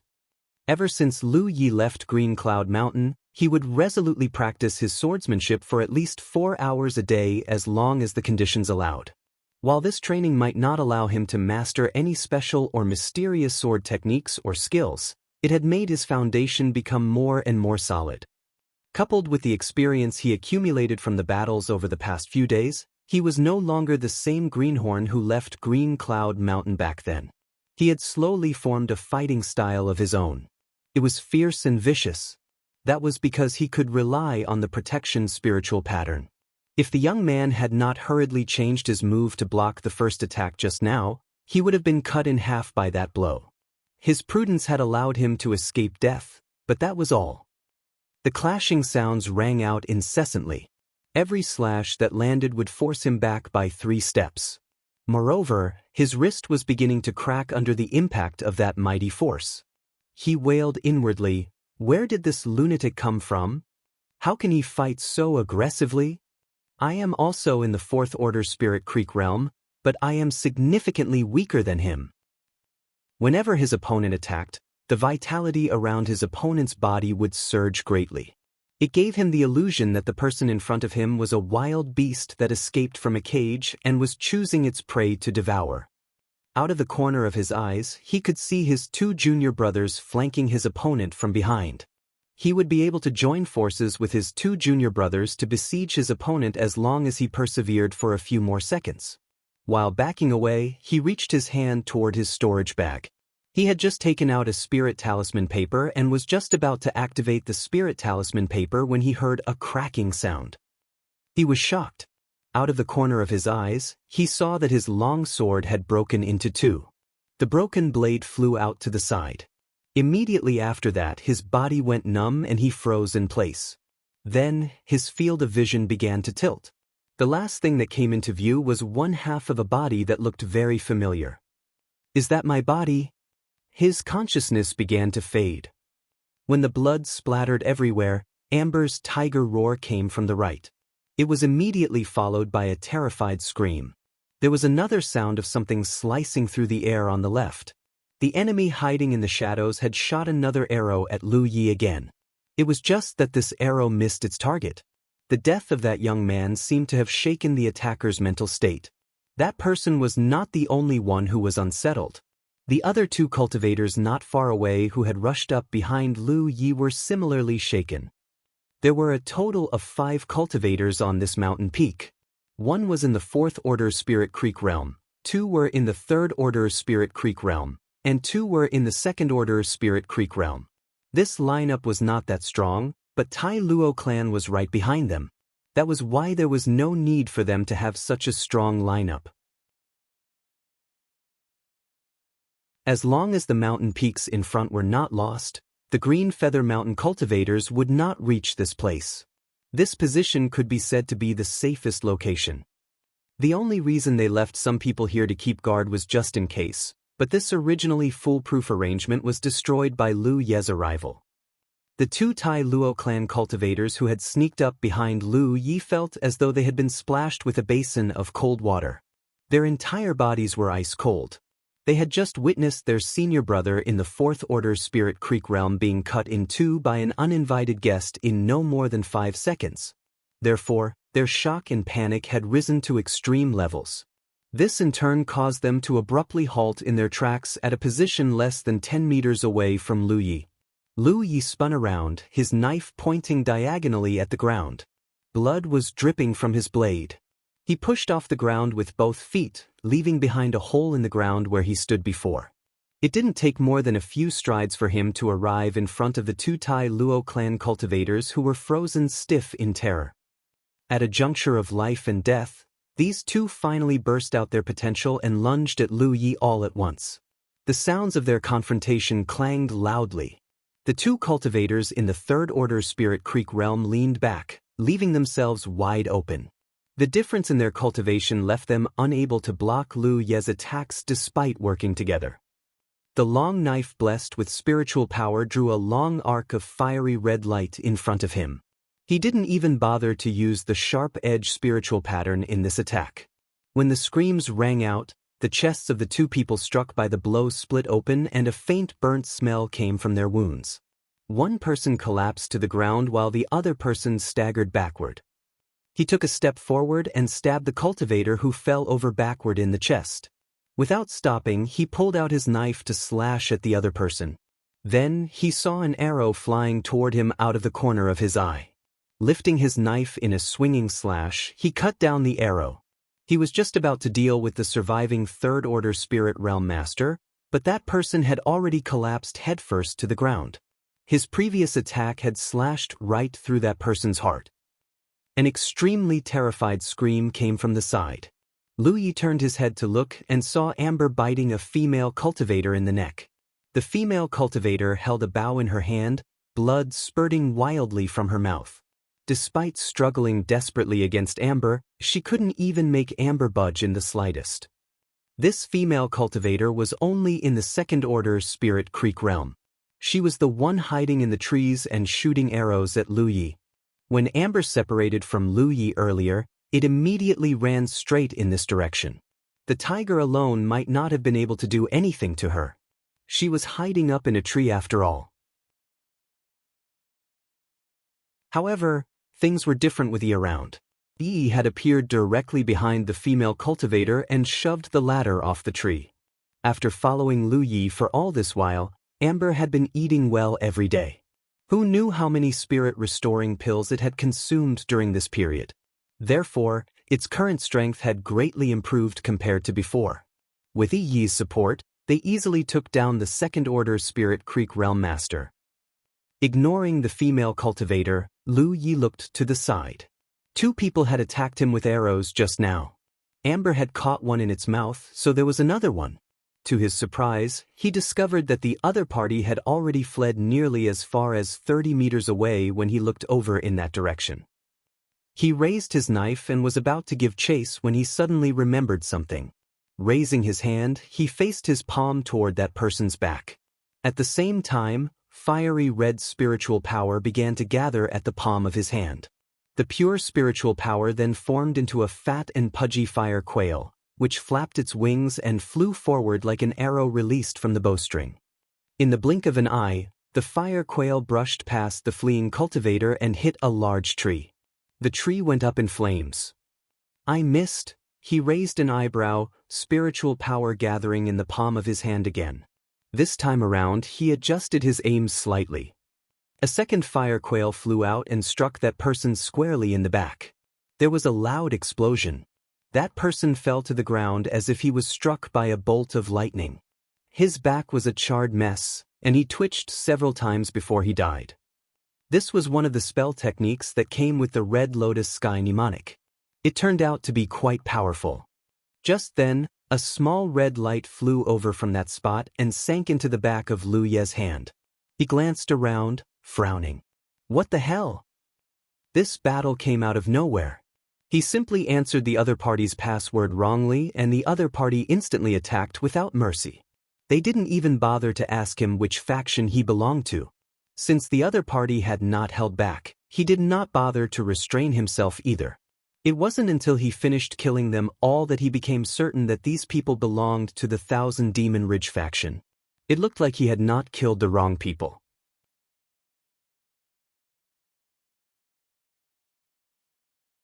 Chapter 117, Chase and Intercept. Inside the main hall, 3 pairs of eyes watched as that white dot encountered 5 black dots. In less than 20 seconds, the 5 black dots vanished one after another. Only the white dot continued to blink steadily. Their eyelids twitched at the sight. Han Zhiyu hurriedly lifted her hand, pressed her battlefield imprint, and quickly sent out a message. Soon, nearly 10 black dots gathered toward the nearby mountain peaks where the white dot was located.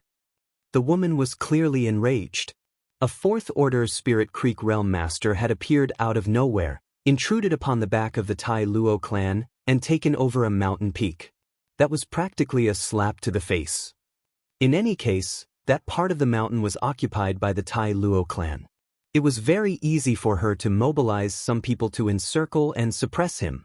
Besides, there was a high probability that the other party was injured. As long as he dared to remain in that place, she would definitely kill him without mercy. Tang Wu lifted his gaze and glanced at her but did not interfere in her matters. This matter could not be interfered with anyway. Everybody had a battlefield imprint, which made communication between each other very convenient. Furthermore, there was a steady stream of people coming and going in this hall. It was a given that all the information in this hall would constantly leak to the outside. The 3 of them in the 9th Order Spirit Creek realm were not just stationed here to ensure the smooth progress of the Dragon Spring Conference but also to interfere and conduct the Dragon Spring Conference to the necessary extent. It was quite a pity that this 4th Order Spirit Creek had barged into the 100 Peaks from the wrong direction. If he had entered the Green Feather Mountains territory instead, he might have become a powerful ally to the Green Feather Mountain.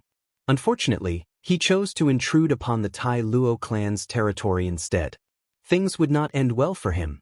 The only way for him to survive was to retreat immediately.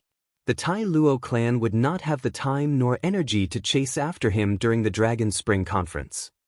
Just as Tang Wu was mulling over these thoughts, the white dot began moving once more. He immediately knew that this person was doomed the moment he saw the direction the white dot was moving. On the other hand, Han Zhiyu gritted her teeth and sneered. Courageous indeed. There was no other alternative. Despite killing 5 Tai Luo clan cultivators, that white dot did not choose to retreat. On the contrary, that person chose to charge deeper into the 100 peaks instead. Qin Wanli stood by the side and began to laugh. Where did this greenhorn pop out from? Doesn't he know that the 3 sects are currently holding the Dragon Spring Conference in this place? Tang Wu simply stretched out a hand toward Han Zhiyu and stared at her wordlessly. The meaning behind his actions were clear. What? Have I lost the bet? Who knows which faction this guy belongs in? He only killed a few of the Tai Luo clan's disciples. Who can prove that he belongs to the Grand Sky Coalition? Han Zhiyu was currently in a bad mood, so her tone was very harsh. Her words were not without reason. Even those in the same faction could attack each other on the Spirit Creek battlefield. After all, they would also receive the equivalent contribution points from killing their own. Therefore, Tang Wu withdrew his hand and left the matter alone. He pretty much had the same idea in mind just now when he made the bet. Ultimately, the bet they made earlier had been a spur-of-the-moment thing. They all knew that it was very difficult to force the other party to fulfill the conditions of the bet, unless they had a way to prove which faction the white dot belonged to. On the mountain peak, Lu Yi packed up his spoils of war, climbed on the back of the tiger, and continued on his journey. For him, the previous battle was nothing more than a small hiccup in his journey forward. It did not affect him in any way. Nevertheless, he asked Yi to scout ahead for danger just to be on the safe side. Yi was extremely elusive, so she was most suitable for these kinds of tasks. Sitting on the back of the tiger, he tossed a spirit-restoring pill into his mouth. The battle started all of a sudden and ended just as quickly, so he did not use up a lot of his energy. If he did not perform those 2 spell techniques at the end, his consumption would have been even lower. As for the injuries that Han Zhiyu expected him to have, they did not exist. It was just that maintaining his spiritual power at its peak while traveling alone on the road was undoubtedly a good practice to maintain. Speaking of which, the power of the Fire Phoenix technique was rather impressive. It had immediately taken the life of the Second Order Spirit Creek realm he hit. The only flaw to this spell technique was the slight sense of shame that came from casting this spell technique. He would require a strong heart to cast the Fire Phoenix technique. It looks like I will need to find the time to research this spell technique properly. I need to try and see if I can change the external appearance of this spell technique to resemble a more regular form. 15 minutes later, Yi returned and informed Lu Yi of some very bad news. There were several cultivators on the mountain peak ahead. Not to mention, they were charging in this direction. They seemed to be the companions of those people he killed earlier. Lu Yi could be certain that those 5 cultivators he killed earlier had not sent out any messages before they died. That was because the battle had ended too quickly, and they had not had the time to do so. Even so, it seemed that the other party's companions were coming to kill him. What is going on? After briefly considering his options, he decided to retreat. He did not know the cultivation strength of those cultivators approaching him. He only managed to glimpse several people. She did not dare to get too close to them, so there was no way for him to determine the strength of their cultivation. If the other party's cultivation was not high, he would have the confidence to face them. But if some of those people happened to be in the 5th Order Spirit Creek realm, or if 1 or 2 of those people were in the 6th Order Spirit Creek realm, things would become very troublesome indeed. Naturally, the possibility of those scenarios was not high. This was the outer circle of the battlefield after all. He simply felt that the situation was strange. Although he would occasionally come across some cultivators throughout his journey, it was his first time facing such frequent encounters. Therefore, he suspected that he had intruded upon the territory of one of the sects. However, the 10-point map indicated that this was the intersection point between 3 different sects. This area did not belong to any one of the sects. He left to scout their way forward again and soon came back with even worse news. There were more than 10 people coming from the back, flanking him from both sides. He immediately had a bad feeling. At this moment, he could be sure that he had intruded upon the territory of one of the sects. Otherwise, his movements would not have caused such a big reaction. It was too late for him to retreat now. He could vaguely sense the spiritual power fluctuations coming from some of those people. That indicated that those people were very close at hand. Thus, he patted Amber's body. They turned in a different direction and tried to escape from the sides. There are people coming from the front and the back. But surely there won't be people coming from the sides, right?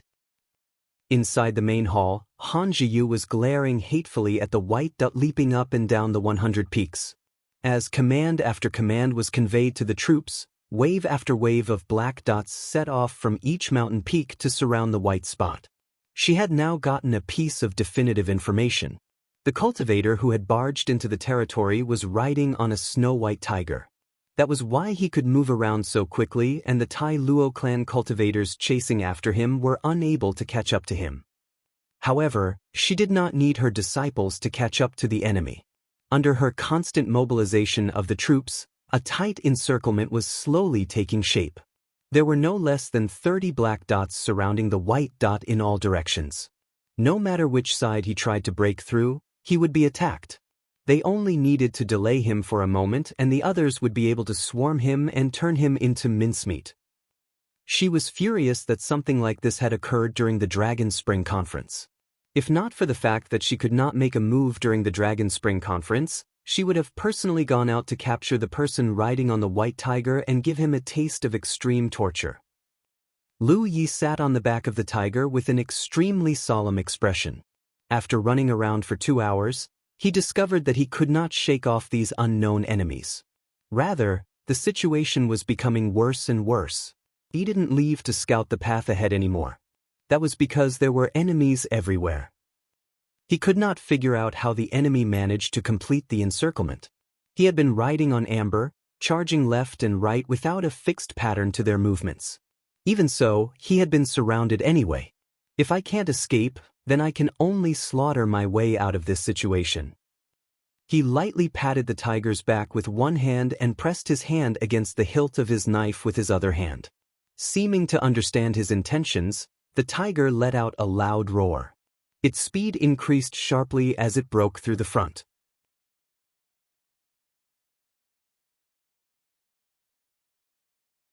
Chapter 118, Breaking Out of the Encirclement. While crossing a mountain pass, several figures came charging at Lu Yi from the front. The person in the lead had dense spiritual light surrounding his body, indicating that he was in the Fifth Order Spirit Creek realm. He leaped from tree branch to tree branch, his figure moving as agilely as the wind. When he was 30 meters away, he launched an attack at Lu Yi. The spear in his hand stabbed forward as ferociously as a dragon. At the same time, he shouted, "Die!" A burst of overwhelming spiritual power surged at the tip of the spear, adding to the power of this attack. It was accompanied by the sharp sound of something slicing through the air. The distance between the two parties closed rapidly. It was too late by the time Amber wanted to dodge the attack. Lu Yi raised his hand in the direction of that man, spiritual power swelling in the palm of his hand. In the next moment, a red light burst forth. A fat bird flapped its wings and dived straight at that man. A spell cultivator? The Fifth Order Spirit Creek Realm Master was shocked. For a Fourth Order Spirit Creek Realm Master to cast spells at such a speed, it could only mean that this person was a spell cultivator. This spell technique looked similar to the Firebird technique. However, it was a little different from the normal Firebird technique in the sense that the Firebird shot out by the opponent was rather chubby. The Fifth Order Spirit Creek Realm Master was stuck in midair and had difficulty avoiding the attack. Thus, he stabbed his spear forward and struck the fat bird flying toward him squarely in the middle. There was a loud explosion.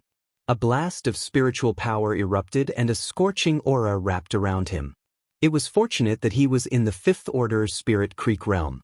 Only by hurriedly drawing upon his spiritual power to protect himself did he manage to come out of that attack unscathed. His expression was very solemn when he landed on the ground. Even though he only made contact for a moment, he had felt the purity of the opponent's spiritual power. It did not seem like something a Fourth Order Spirit Creek Realm Master would possess. Turning his head to look around, he saw that the young man riding on the white tiger had swerved to the flank. That young man clearly had no intention of confronting him directly. On that side, two Fourth Order Spirit Creek Realm Masters joined forces to launch a pincer attack on the young man. One of them wielded a machete that looked extremely heavy as a weapon. The blade came slashing downward, aiming directly at the tiger's head. The other person wielded a long sword. He swung his sword and created sword flowers that stabbed at Lu Yi, who was riding on the tiger's back. A scorching aura spread out once more as spiritual power with a red glow gathered. Another fat fire bird flew out and swooped down on the Fourth Order Spirit Creek Realm Master wielding the machete. At the same time, Lu Yi pulled out his knife and slashed at the enemy with the long sword. Clang. The Fourth Order Spirit Creek Realm Master wielding the long sword steadily backed away under those attacks. Despite their similar cultivation, he could not hold up against Lu Ye's aggressive attacks. On the other side, the fat firebird was cut down by the machete-wielding Fourth Order Spirit Creek Realm Master. It had not managed to harm him, but it did save Amber from the misfortune of being cleaved apart by the machete. Moreover, he was momentarily stunned by the explosion of the firebird's spiritual power. Taking advantage of that brief moment, Amber swiped its claws out. That man gave a muffled groan. The sound of bones breaking came from his chest, and he fell to the ground. It only took an instant before the combined attack of the two Fourth Order Spirit Creek Realm Masters was broken. Behind them stood several other Third Order Spirit Creek Realm Masters, staring wide-eyed at the tiger and the young man lunging at them. For a time, they were at a loss for what to do. "Hurry up and dodge." The Fifth Order Spirit Creek Realm Master shouted desperately. In the original plan, he and the two Fourth Order Spirit Creek Realm Masters were responsible for leading the first round of attacks to ensure that the opponent was forced off the tiger's back. That young man would be doomed as long as they could knock him to the ground. However, he never imagined that this Fourth Order Spirit Creek Realm Master would be a spell cultivator who could perform the Firebird technique so quickly that his aggressive barrage of attacks failed to achieve anything. A Fifth Order Spirit Creek Realm Master like him could not bring about the desired obstructive effect. Two Fourth Order Spirit Creek Realm Masters could not do a thing either. How could the remaining Third Order Spirit Creek Realm Masters stop that person? The majestic tiger brushed past the Third Order Spirit Creek Realm Masters and rode off into the distance. The Fifth Order Spirit Creek Realm Master tried to chase after them for some time. It was not until he watched the distance between them growing larger that he was forced to stop. Turning his head back to look, he caught sight of one of his junior brothers in the Third Order Spirit Creek realm. That man was clutching at his throat and red blood dyed his upper body. Blood continuously trickled out of his mouth. He stretched out a hand toward the Fifth Order Spirit Creek Realm Master and cried out with difficulty. "Save me, senior brother." How could he be saved? With the severity of his injuries, he could only wait for death. By the time the Tai Luo clan cultivators chasing from the rear arrived, they were greeted by the sight of these people standing frozen in place with ugly expressions. One of their fellow sect members lay dead on the spot. Lu Yi continuously broke out of countless encirclements. His expression was solemn. He could sense that there were enemies in all directions. No matter which direction he went, he could not escape the encirclement and suppression of those people. Unfortunately, he simply could not understand the situation. Who on earth have I offended? Who does this territory belong to? Did I accidentally fall into a den of thieves? Fortunately, he had Amber. It was all thanks to Amber's swift speed. He would not have the capital to escape in the face of the continuous encirclements and suppressions otherwise. Nevertheless, he could sense that the force of the encirclements grew stronger the further he moved forward. It had been rare to encounter Fifth Order Spirit Creek Realm Masters at the beginning. But now, he would encounter 1 or 2 Fifth Order Spirit Creek Realm Masters every time he ran into any cultivators. This situation made him very miserable. Lu Yi was not the only person feeling miserable. Han Jiyu, who was watching the shadow moon disk back in the palace, felt equally miserable. She watched helplessly as the white dot dashed left and right across the 100 peaks, constantly breaking out of the encirclements. Moreover, 1 or 2 black dots would disappear suddenly from time to time. In less than a day's time, more than 10 Tai Luo clan cultivators had died at the hands of that man. Therefore, she gnashed her teeth together loudly in irritation. She wished that she could grab the white dot out of the shadow moon disk and bite him to death. The Dragon Spring Conference had been going very well until this troublemaker popped out of nowhere. Out of all the options, the Tai Luo clan had suffered many losses under this person. As the person in charge of the Dragon Spring Conference, it was only natural that she needed to bear some of these responsibilities. It would not have been a big deal if that were all.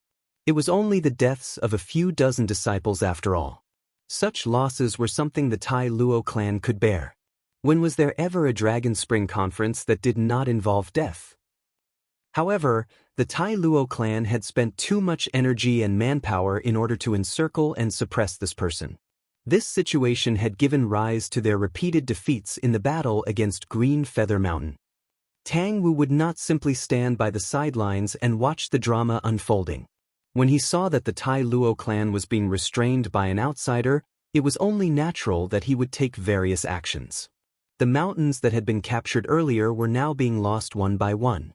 Be that as it may, the Tai Luo clan could not simply leave the outsider alone. More than a dozen disciples had died at that man's hands. They would not have an explanation for the higher-ups if they left the matter alone. Besides, the outsider was currently within the Tai Luo clan's territory. The losses would be even greater if they left him be. That was why the Tai Luo clan was currently facing a difficult situation. They wanted to kill the outsider as soon as possible, and then put all their energy into the battle against Green Feather Mountain. However, they could not kill him and were caught in a dilemma as a result. In contrast, Tang Wu was undoubtedly reveling in a secret sense of enjoyment. Green Feather Mountain had always been in a disadvantaged situation, but the arrival of an unwanted guest had allowed them to slowly turn the situation around again. He watched the white dot running around the 100 peaks, feeling slightly uncomfortable. It's a good thing if this person continues to move forward in a straight line. That way, he will enter Green Feather Mountain's territory. Both parties will encounter each other as long as he enters Green Feather Mountain's territory. Based on his previous display, he will surely be of great help to Green Feather Mountain if we can recruit him. At this moment, I can only pray in secret that this unwanted guest will persevere for as long as possible. Only by surviving can he continue to distract the Tai Luo clan. Just as the thought passed through his mind, he raised an eyebrow. That was because the white dot in the shadow moon disk had changed directions once more. This time, it was heading directly toward Green Feather Mountain's territory. This bastard has finally been enlightened. He immediately sent out a message. This is an opportunity for Green Feather Mountain to try and see if they can get in touch with that person. On the other hand, Tang Wu's actions had not escaped Han Zhiyu's notice. Her gaze immediately became as sharp as a knife, sweeping over him with a fierce glare. She activated her battlefield imprint and sent out a message. No matter what, we cannot allow the outsider to enter Green Feather Mountain's territory.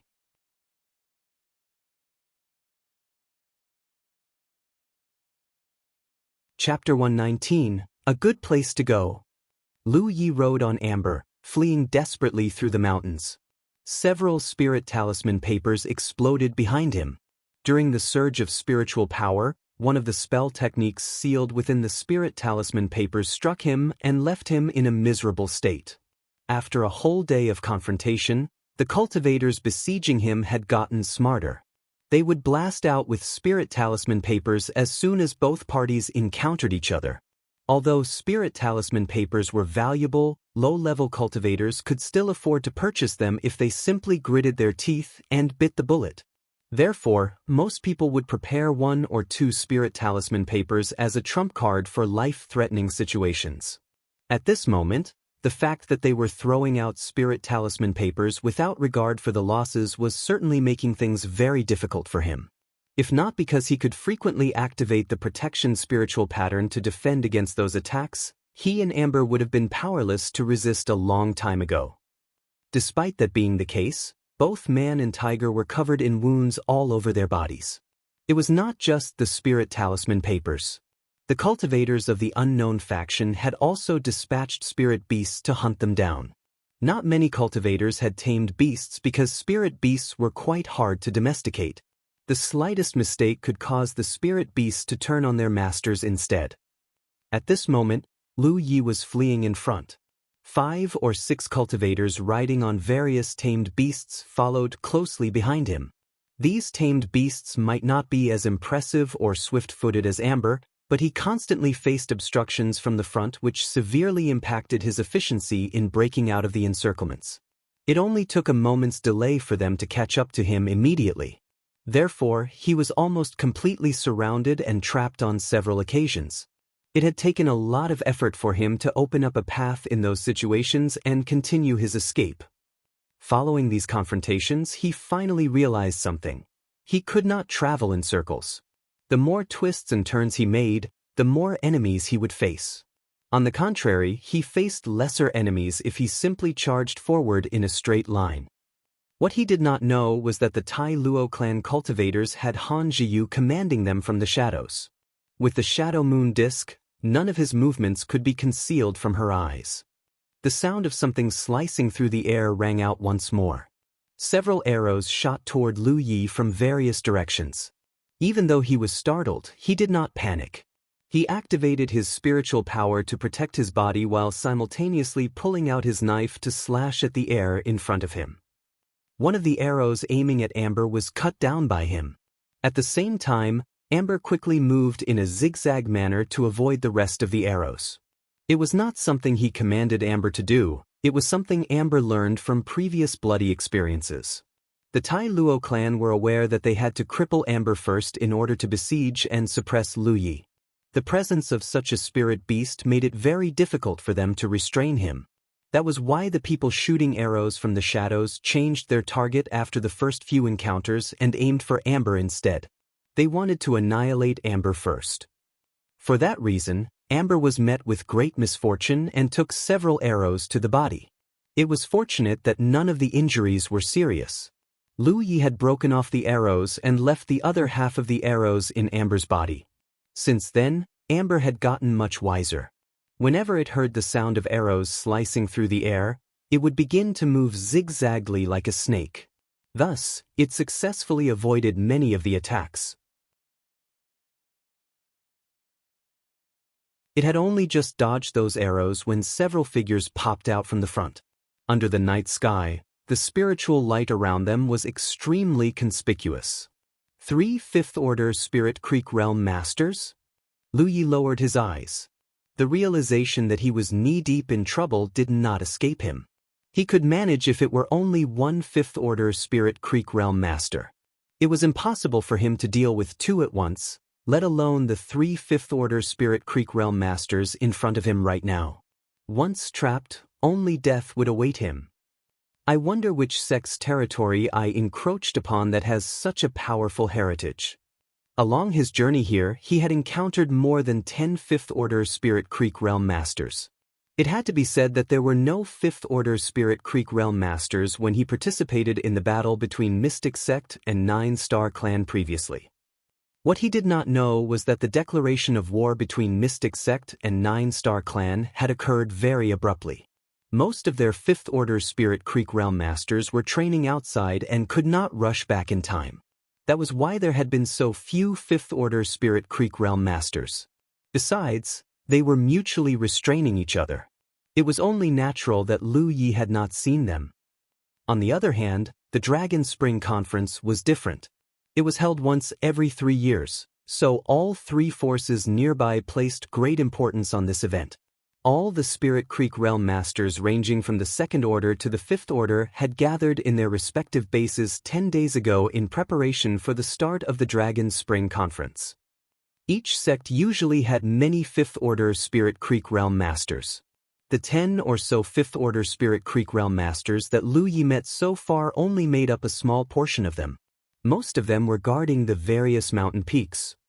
Although Han Zhiyu could not wait to slice Lu Yi into 1,000 pieces, she had not forgotten her priorities. She could not mobilize all the strongest members for the sake of dealing with a single 4th Order Spirit Creek Realm Master of unknown origins. Green Feather Mountain would definitely take advantage of the situation if she were to do that. At that time, things would not end with just the deaths of a dozen or so people.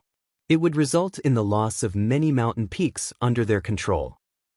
Out of the 3 5th Order Spirit Creek Realm Masters who leaped forward, 2 of them charged toward Lu Yi.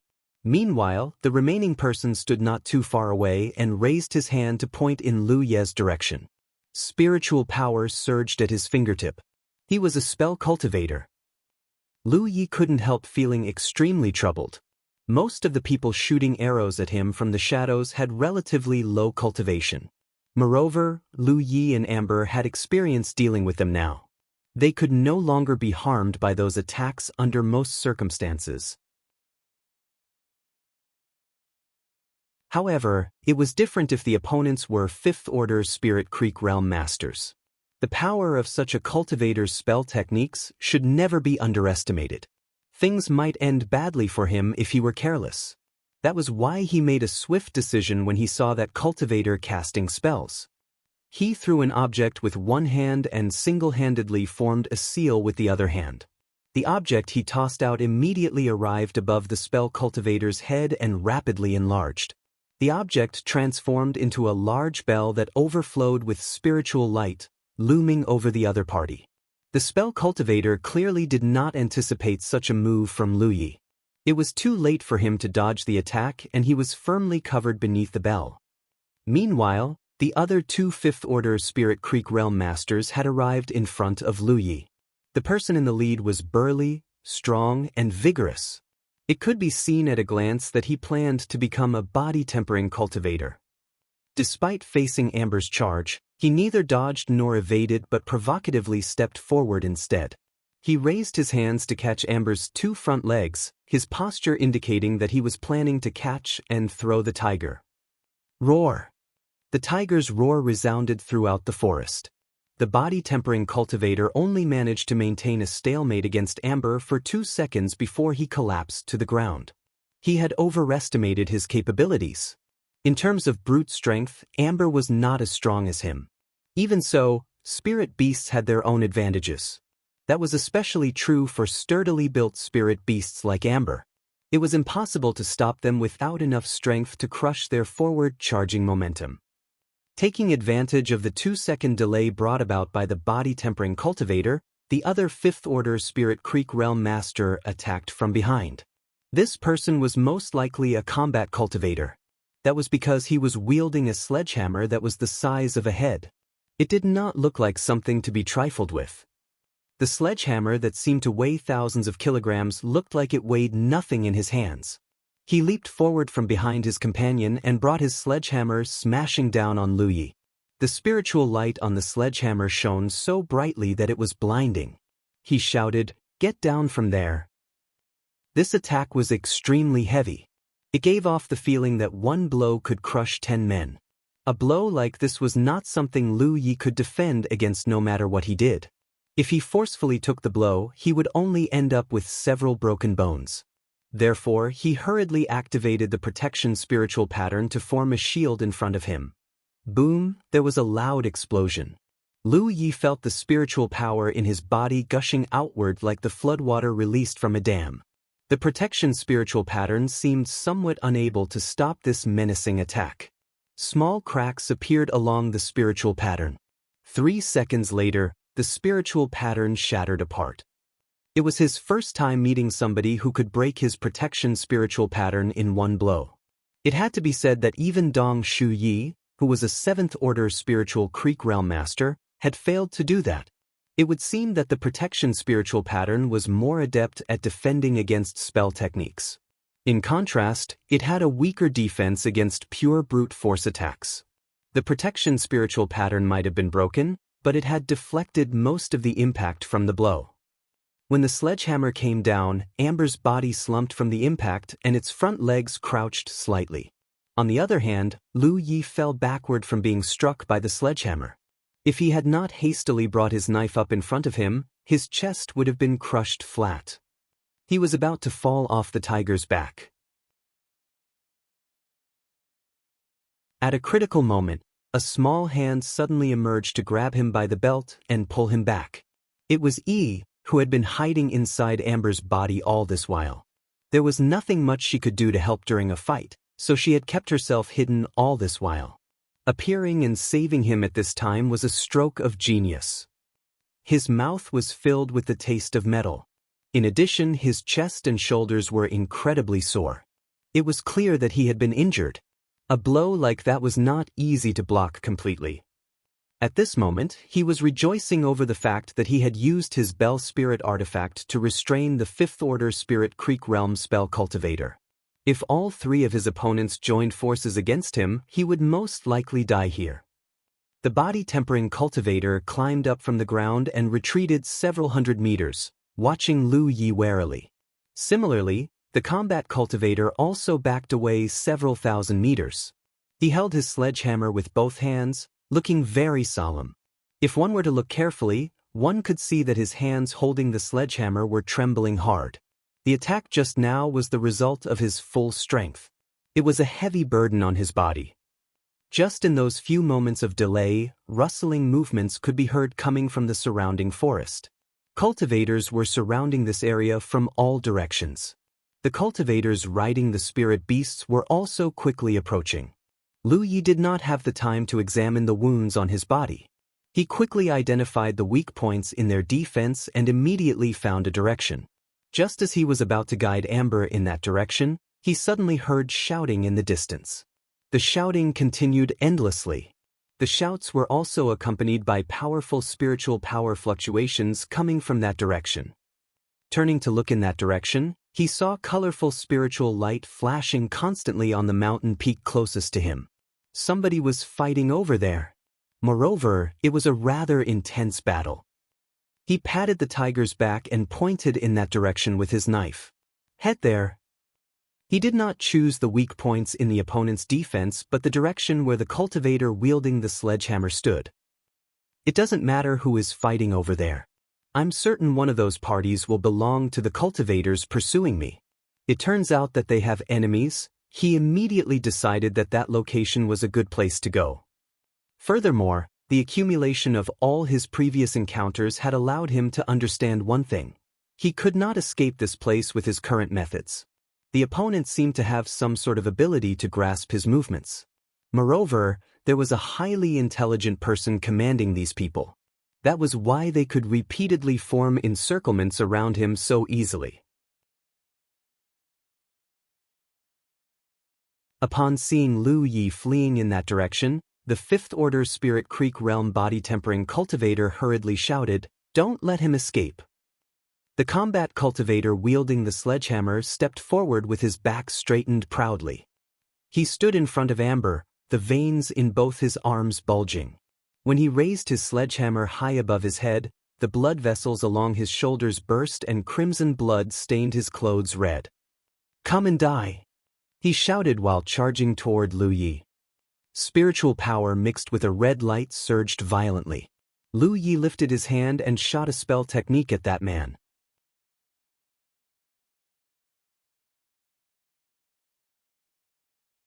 Chapter 120, Reinforcements from Green Feather Mountain.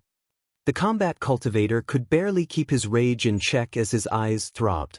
This scoundrel is skilled in spells. How could I have been so careless?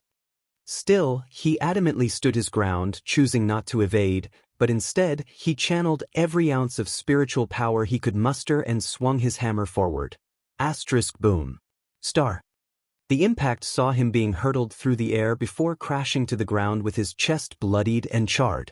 Amber leaped over the fallen cultivator with Lu Yi on his back, who bent down and gave a finishing blow with sharp edge fully activated to make sure that his enemy was dead. The morbid crunch of steel gnashing through flesh and viscera elicited a blood fontaining out of the wound, but Amber did not stop. The magnificent animal bounded off into the distance before Lu Yi could ascertain that his enemy was really dead. "There he is. Quick!" A voice screamed from behind, followed by the shrill whistle of an arrow that plunged into the darkness, missing him completely. Lu Yi could see that he was right, especially seeing how anxious the pursuing mob was. If he had made the mistake of charging at where he thought the mob was weakest, then he might be able to gain a momentary initiative, but it would not be enough to prevent him from being overrun. If anything, that seemed more like a trap that his enemies intentionally set for him. Withdrawing the Bell Spirit artifact allowed the spell cultivator to regain his freedom, and the first thing he did was fire an energy bolt at Lu Yi. But it was too late. Lu Yi was gone. The mounted cultivators gave chase, but after a certain distance, as if they had received orders to not overstretch themselves, the riders stopped, staring at Lu Yi from afar, awash with resentful bitterness. From the Shadow Moon Disk's display, Lu Ye's position, which was denoted by a white, had well reached the safety of the Green Feather Mountain with a group of more than 24 blue dots racing towards him, while not far away, on the summit of a hilly knoll, another cluster of blue dots was locked in a fierce battle against a company of black dots. That must be where Lu Yi had noticed a commotion earlier. Inside a great hall, Han Jiu shot Tang Wu a scathing glare, her eyes flaring with rage. If only her eyes could emit death rays and kill him, that would have pleased her greatly. The blue dots closing in on Lu Ye's position were obviously men sent forth on Tang Wu's orders, or the Tai Luo clan forces would not have called off their pursuit of Lu Yi. The last thing they wanted was to intrude into the territory of Green Feather Mountain. It was also Tang Wu who had launched an attack on the summit of the hill as a means of sending a message to Lu Yi. As it happened, Lu Yi immediately caught on to the gist despite not having any direct communication with Tang Wu, whose tactful arrangement was enough to make Lu Yi come his way. In the meantime, Han Jiu could not believe that her gambit failed to work. Lu Yi had not charged towards the trap as she intended him to. The clandestine duel of wits had seen Han Jiu emerge as the clear loser. Not only was Lu Yi well and alive, but he had successfully made it to the Green Feather Mountain forces while she had lost more than a dozen cultivators, to say nothing of the territories which she had lost after all of today's skirmishes. What in God's name was that? The scrawny Qin Wanli yelped with disbelief. For the entire length of the afternoon, Qin Wanli had barely taken his eyes off the disc, seeing how the tiny white dot weaved and twisted back and forth amid the pandemonium that centered on him whilst he snaked his way out from the mountains and rode into the sunset in triumph. Qin Wanli himself could hardly claim similar success even if he were in Lu Ye's shoes. Hence his odd silence while he felt both pride and admiration for Lu Yi.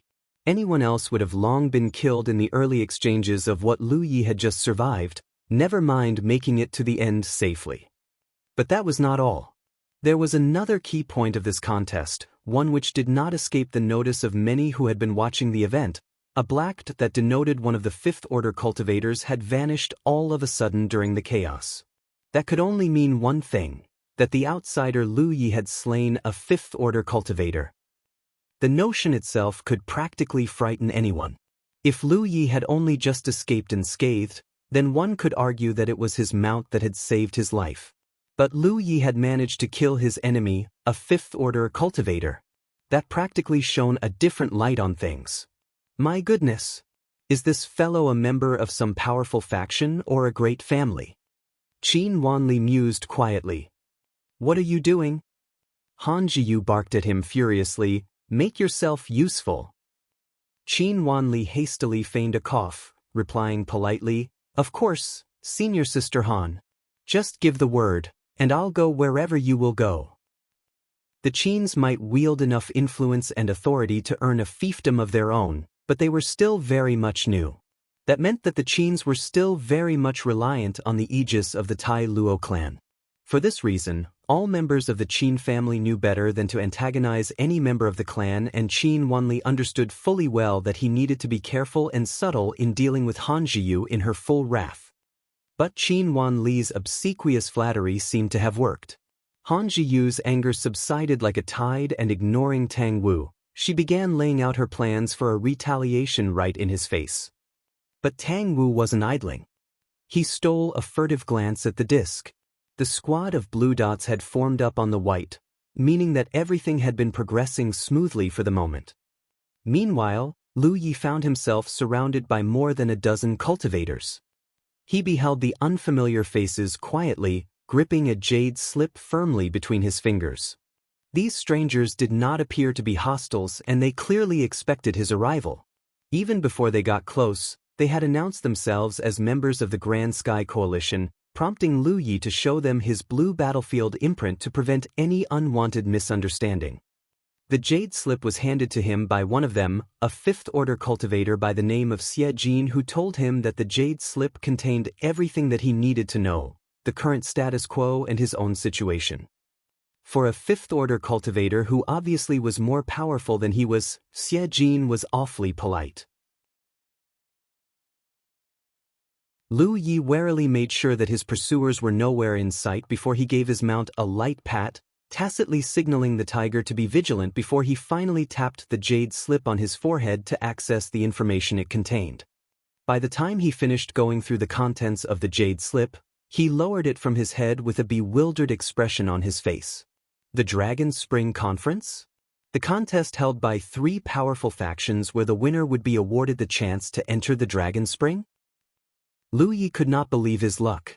He had been traveling the wilderness, trying to avoid territories belonging to great families and powerful factions, choosing only to enter towns or hamlets that usually teemed with independent cultivators if he needed anything. 10 days had passed since he last stumbled upon a settlement that was filled with independent cultivators. While he avoided contact with anyone else, he did not realize that this was the venue of the Dragon Spring Conference. His initial decision to travel via the 100 Peaks mountain range was only because this particular area appeared to be his safest way to travel, being the neutral crossroads leading to the territories of the 3 most powerful factions in this locale. Little did he realize that his arrival would cause such a ruckus. That was the same reason that compelled him to choose traveling via the Split Sky Gorge, the border of the fiefdoms held by the Mystic Sect and the Crimson Heart Sect respectively, before the former unified both domains under one single rule. It was a mistake coming here. He should not have chosen the neutral area, which was smack bang in the middle of so many dangerous and powerful parties, with all sides trying to outdo one another and thus making the place chaotic enough. He should have chosen to travel through territories controlled by the Grand Sky Coalition. He immediately made a mental note about this. And from what he gleaned from information supplied by the magical jade slip, the area in the 100 Peaks mountain range which he had just passed through was well within the Tai Luo clan's circle of influence. That would explain the relentless pursuit by the clan's cultivators. But Lu Yi noticed one more detail. He had rarely seen any fifth-order cultivators before. Yet so many had been popping out of the woodwork lately, just to attack him. He could think of one possible explanation. According to the Jade Slip, he had entered the clan's territory from the back, and the clan had stationed a few of its most powerful cultivators mostly at the front lines where most of the conflicts with the rest of the other factions would be. This was why, as he made a beeline that intersected straight through the entire breadth of the clan's territory, more and more powerful cultivators were roped in to hunt him down. The Shadow Moon Disk was the only reason he could think of behind how easily the Green Feather Mountain forces tracked him down. All three factions had ninth-order cultivators garrisoned around the disk, and that allowed them to be aware of his whereabouts no matter how hard he tried to hide. He had the strange feeling that someone had been watching him, especially since the clan's cultivators were able to locate him at every nook and cranny, and the information inside the Jade Slip confirmed his suspicions. Seeing how everything made sense, Lu Yi was satisfied with the veracity of the information he now received. At any rate, the timely appearance of these riders had thwarted the pursuit of the clan, and that was good enough for Lu Yi to believe that they meant him no ill will. "Come with us, my friend. It's not safe to loiter around here." Xie Jin gestured at Lu Yi to follow him. Lu Yi nodded, "Very well." Lu Yi dug his heels into his mount's flanks and rode ahead with the escort of cultivators around him. Xie Jin struck up a conversation with Lu Yi on the way, and the latter called himself by his alias, Yi. Oddly enough, Xie Jin did nothing to pry about Lu Ye's provenance and background. It was usual for people inside the Spirit Creek battlefield to not reveal any information about their own background, more so, if the cultivator is a member of a powerful faction or an influential family on a wandering pilgrimage. Cultivators from such distinguished provenance would be sorely mistaken if they started waving the names of their sects or families around like a flag and think this would bring them convenience. If anything, this would only invite more trouble, or more specifically, attacks by other hostile parties. Having been forewarned by Tang Wu that Lu Yi might be a student from one of the great sects and other militant orders, Xie Jin naturally knew how to avoid offending Lu Ye's sensitivities. The company of more than 24 cultivators eventually dispersed slowly as they rode further. The group was made up of cultivators stationed at nearby garrisons and forts, hence with their current mission successfully completed, they would be expected to resume their posts. By the end, only Xie Jin and Lu Yi remained. In the meantime, Han Zhiyu, with Qin Wanli assisting her, launched another desperate attack on one of the hills controlled by the Green Feather Mountain forces, piling enough pressure on the Green Feather Mountain forces that the latter had to withdraw and give up the hill that they had just captured not so long ago. But luckily enough, they managed to prevent many casualties and wounded men. Xie Jin and Lu Yi made it through a couple of mesas and mounds before they reached a brightly lit glen, a hive of activity with cultivators in the hundreds and even thousands scuttling back and forth among scores of tents and canopies. Seated atop the back of his tiger, Lu Yi beheld the large campsite and spied that many of the cultivators were injured and hurt. Even from his spot, he could make out the assortment of painful groans and cries from inside the tents and canopies that never stopped wafting into the air rank with the stench of blood and sweat. This must be the field infirmary, Lu Yi realized. The spot where all cultivators who were wounded from the skirmishes at the front lines were brought to heal and recuperate. Lu Yi rode to the campsite and eyes began to pan his way. "Splendid performance just now, my friend," a voice hooted cheerily. Some began giving him applauding whistles. Female cultivators started to bat their eyelashes coquettishly at him. Lu Yi was flabbergasted by the warm welcome the wounded cultivators threw at him. "Everyone has heard about what you did, my friend. You're a hero right now," Xie Jin grinned at him. Only now did Lu Yi understand what was going on here. Xie Jin led Lu Yi ahead until they reached a tent. "Have a rest here, junior brother Yi. I'll have someone tend to your wounds in just a while," he said. "All right, thanks." As much as Lu Yi wanted to decline the offer, He did not want to sound impolite and ungrateful. His wounds weren't too bad, and after his few near brushes with death, he had since developed a greater endurance to pain. But the same could not be said for his Mount Amber. The Tai Luo clan cultivators had been trying to incapacitate him in their attempts to prevent Lu Yi from escaping. They rained him with spells and spirit talisman attacks, to say nothing of the arrows and bolts they managed to wound him with, despite Lu Ye's best efforts to parry and deflect them away. "I'll leave you to rest then," said Xie Jin. He was about to turn around and leave, but he stopped short. "Pious, I nearly forgot." He retrieved a storage bag from inside his pockets as he spoke.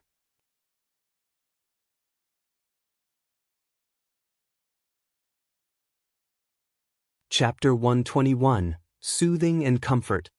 Xie Jin tossed the storage bag at Lu Yi. This is," an incredulous Lu Yi said. "A reward from the Green Feather Mountain forces to you. 2 spirit stones for each contribution point and 10 for killing a 5th-order cultivator. 1 5th-order enemy, 3 4th-order enemies, 5 3rd-order enemies, and 6 2nd-order enemies. As a 4th-order cultivator, you're entitled to a reward of 49 contribution points." Apparently, everyone was not only aware of the full details of what he had done, but they even had his contribution points fully calculated. But that must be the Shadow Moon Disc, or Lu Yi would have suspected that someone must have had his or her eyes literally stuck onto his back without him knowing. "Senior Brother Tang Wu has left us strict orders that the reward must reach your hands. Please accept this as a token of appreciation. I shall leave you to rest then."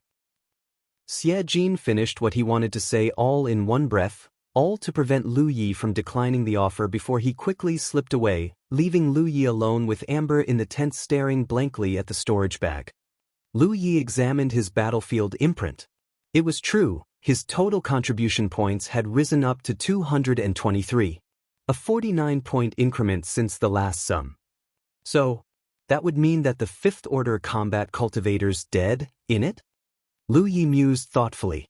Small wonder, especially since Lu Yi himself had delivered the final coup de grace when Amber bounded over the enemy with Lu Yi riding on his back. The sharp-edge, reinforced blow had ripped half the poor fellow's throat apart. In his haste to escape from his pursuers, Lu Yi did not have the chance to stop and verify his kill, but the contribution points he gained today clearly showed that the kill was secured. The 5th-order combat cultivator really was dead. With a casual toss, he threw the storage bag to the top of a table nearby and sat down, where he retrieved some water from inside his own storage bag to rehydrate himself. The exertions today had been greatly exhausting, and even Amber was hanging his tongue out like a thirsty dog. Lu Yi poured him some water too. He appeared. She strode to the table, curiously pried open the storage bag's drawstring, and looked inside. Lo and behold! The sight of 108 spirit stones shining inside made her lit up with excitement. For one with insatiable avarice for wealth second only to Hua Xing, he had never laid eyes on so many spirit stones before. For years, she and Amber had lingered around poverty and destitution. Plundering and raiding low-tiered cultivators was their only way of surviving in the wilderness, and things would not have turned for the better if they had not encountered Lu Yi. "Lu Yi, Lu Yi," he called loudly with brimming exhilaration. So happy was the spirit ghost that she couldn't put down the pouch full of spirit stones. She asked, "What do you think they're trying to do?" "Buying us over, I guess," remarked Lu Yi. "But what for?" the spirit ghost pressed naively. Lu Yi gave her a concise brief about the Dragon Spring Conference. The Green Feather Mountain forces are slated to be the underdogs in this contest, therefore, the rules dictate that they are allowed to enlist outside help from independent cultivators who are in no way affiliated to any of their allies. With so many Tai Luo clan cultivators dead at our hands today, it's only natural that Green Feather Mountain wants us on their side. Lu Yi only knew about this after accessing the information contained within the jade strip that Xie Jin had given to him when they first met earlier, and making a few guesses of his own, all of which were promptly confirmed by Xie Jin's handing him of the storage bag filled with spirit stones. Green Feather Mountain had sent forth a cavalry of more than 20 cultivators, and this would not have been possible if Lu Yi did not impress them by surviving the gauntlets of steel and doom on his own. Otherwise, Green Feather Mountain would not have even the slightest inkling of interest in him. They would hardly bat an eyelid, and Lu Yi would just be one of the many weak cultivators who tragically lost their lives every day in the vicious and highly demanding hell known as the Spirit Creek battlefield. Still, no one from Green Feather Mountain had said anything about recruiting him into their ranks, at least not yet. First, they sent a squad of mounted men to meet and escort him to safety, then they brought him here to heal and recuperate, and lastly, they presented him with the prize of his daring do. It could not have been subtler enough. At any rate, the gestures haven't been too straightforward or vulgar by Lu Ye's reckoning. Tang Wu, Lu Yi murmured the name Xie Jin told him about. I guess he must be the 9th order cultivator that leads Green Feather Mountain. Well, if that's the case, said Yi dryly now that she had had a clearer picture of the status quo, what do you think we should do? What do you think? Lu Yi threw the question back to her. Yi peered at the storage bag she cradled in her hand and placed it on the table carefully. If it's too dangerous, maybe we should just walk away. We're talking about being caught in the middle of a 3-way battle royale? Talk about a hell of a mess. Well, things might not be as bad as they sound, Lu Yi grinned. Only 2nd to 5th order cultivators are allowed to join this conference. So as long as we make sure we're not being outnumbered by more than one 5th order enemy, it should be fine. Wait, that means you're ready to say yes? Yi gasped, her head tilting quizzically. I mean to say goodnight. That elicited a round of muffled giggles from Yi before she got up and looked at the entrance of the tent and yelped, "Someone's coming." She quickly discorporated and went back inside Amber. The chirping voice of a woman called from outside. "Yi? Are you still up, junior brother?" "Yes, I am. Come in, please." The flap opened and a young woman came inside. She looked like she was Yi's age, although more shapely than she was. Lu Yi just couldn't neglect the fact of how bosomy her chest was. She wore a headscarf on top of her head, donning a garb that looked more like an apron if not for the fact that it was mottled with blood spatters. A medical cultivator of the Green Feather Mountain Forces? She bore an uncanny resemblance to Hua Ci, who was also similarly dressed when Lu Yi encountered her in a town. Unfazed, the young woman smiled at Lu Yi. Something about her demeanor told Lu Yi that she was on orders to come and tend to him. "I'm one of Green Feather Mountain too. My name's Mu Ling." Lu Yi got up at once and bowed. "Nice to meet you, senior sister." "I'm here to see to your wounds, junior brother," said the bright medical cultivator as she strode to a corner and began rummaging through her storage bag. "I'm fine, senior sister. But my mount's rather the worse for wear. Can you take a look at him?" said Lu Yi. "I'm afraid I'm still gonna examine you, junior brother. Senior brother Tang Wu has expressly stressed that I must make sure that you're okay," said Mu Ling as she swiveled around. Not wanting to sound ungrateful, Lu Yi could only oblige. Fortunately, he really wasn't hurt much, and it only took a couple of minutes to dress most of the superficial wounds he suffered. The only injury worth noting was the internal wound incurred during his bout against the 5th order combat cultivator. But with the blow greatly mitigated by Lu Ye's protection spiritual pattern, Mu Ling did not have much trouble treating him. Finally, after making sure that Lu Ye's injuries were all seen to, Mu Ling turned her attention to Amber. She carefully removed the bolts and arrows jutting out of the tiger's hide before applying some healing salve and herbs. That took the better parts of almost 2 hours before Mu Ling's work here was done. She said her farewells and left, but not before leaving a pair of healing pills for both Lu Yi and Amber. Lu Yi knew better than to decline the kind offer. As soon as Mu Ling was gone, he swallowed one, giving the other to Amber. Yi reappeared. Only this time, she looked rather miffed at Lu Yi. "What's wrong with you?" Lu Yi asked, perturbed by the nasty look she was giving him. But Yi refused to respond. "What the hell is going on?" Lu Yi yelped incredulously. Yi averted her eyes, peeved and distant. Lu Yi reached for the side of her face, his hand caressing her supple skin as he lifted her chin. "Come on, what's wrong?" Yi vanished again, withdrawing back into amber with a quick, "Someone's coming." The flap of the tent folded sideways to admit another young woman with a curvy figure.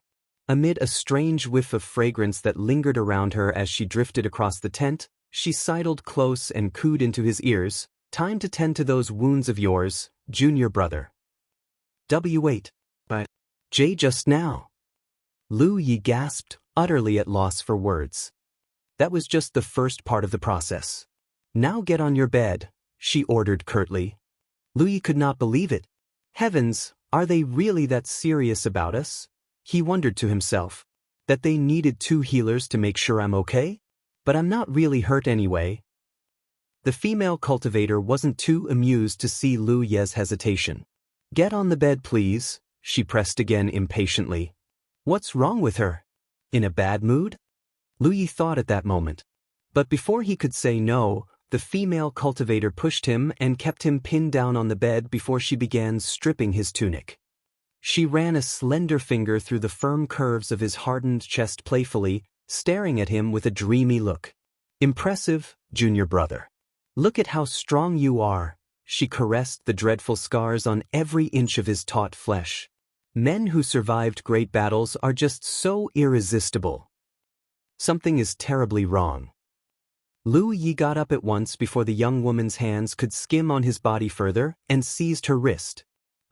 Senior sister, are you sure you're a green feather mountain medical cultivator?" She gave him a naughty and kittenish wink. "Medical cultivators deal with injuries to your body. I'm here to provide soothing and comfort to your mind." Wait a minute. Wasn't this one of the female cultivators who were batting their eyelashes at me? Lu Yi recognized her at last. She's not some ruddy medical cultivator. Lu Yi refused to let go. Grimacing at the situation, he urged, "I'm injured and I could do with some rest, senior sister." "So what if you're injured?" countered the female cultivator. "Life is short. We take what we can while we still can. Carpe diem. Heaven forbid, we could be dead by this time tomorrow, so it's wise to spend each day like it's our last." Lu Yi could barely take his eyes off the generous curve of her bosom and bobbed his head. "Can't contradict you there, senior sister." Then he felt it, the weight of Yi's and Amber's stares bearing down on him. Lu Yi looked up again and there were both of them, giving him angry and nasty looks. He looked like she was going to blow a gasket. She thrust a finger at the female cultivator and Amber lunged. The next few seconds were utter pandemonium inside the tent before the female cultivator scrambled out, spewing litanies of curses and expletives between every breath. If only she knew how lenient Amber had been, or she could have been dead. The inside of the tent looked like the aftermath of a cyclone with the bed utterly collapsed. Lu Yi sat on the ground with Yi towering over him imperiously. "Oh, you found yourself unable to contradict her." Well, what she said made sense. In what way? In how inviting her generous offer was, Lu Yi answered cryptically, not forgetting to hold up his hands in front of his chest to emphasize how enticing the female cultivator's womanly charms were. He peered at her own chest and that infuriated her. With a final howl of total frustration, she vanished back into Amber. That left Lu Yi and Amber both tossing blank stares at each other. At last, Lu Yi decided to look for something to eat. They had barely consumed anything yet and some Epicurean pleasures would certainly help to satiate those particularly good appetites of them both. He left the tent and found a flaming bonfire where he sat down. He got some animal flesh he had been keeping inside his storage bag and cooked them over the fire. He had only just begun eating when more cultivators appeared. Some of them well and a good many of them hurt. They came bearing gifts. Some offered him more meat while some presented him with some liquor and wine, and every one of them was kind and warm. This was a first for Lu Yi, who had never been showered with such generosity and attention since his arrival into this dimension. But he was somewhat relieved to find that the cultivators did not stay to talk much. They merely came and left whatever they brought, exchanging only some short but friendly greetings. Lu Yi did his best to respond politely to every one of them. Is this the dignified presence that members of great and powerful sects often carry? The cultivators all thought when they took their leave and walked away.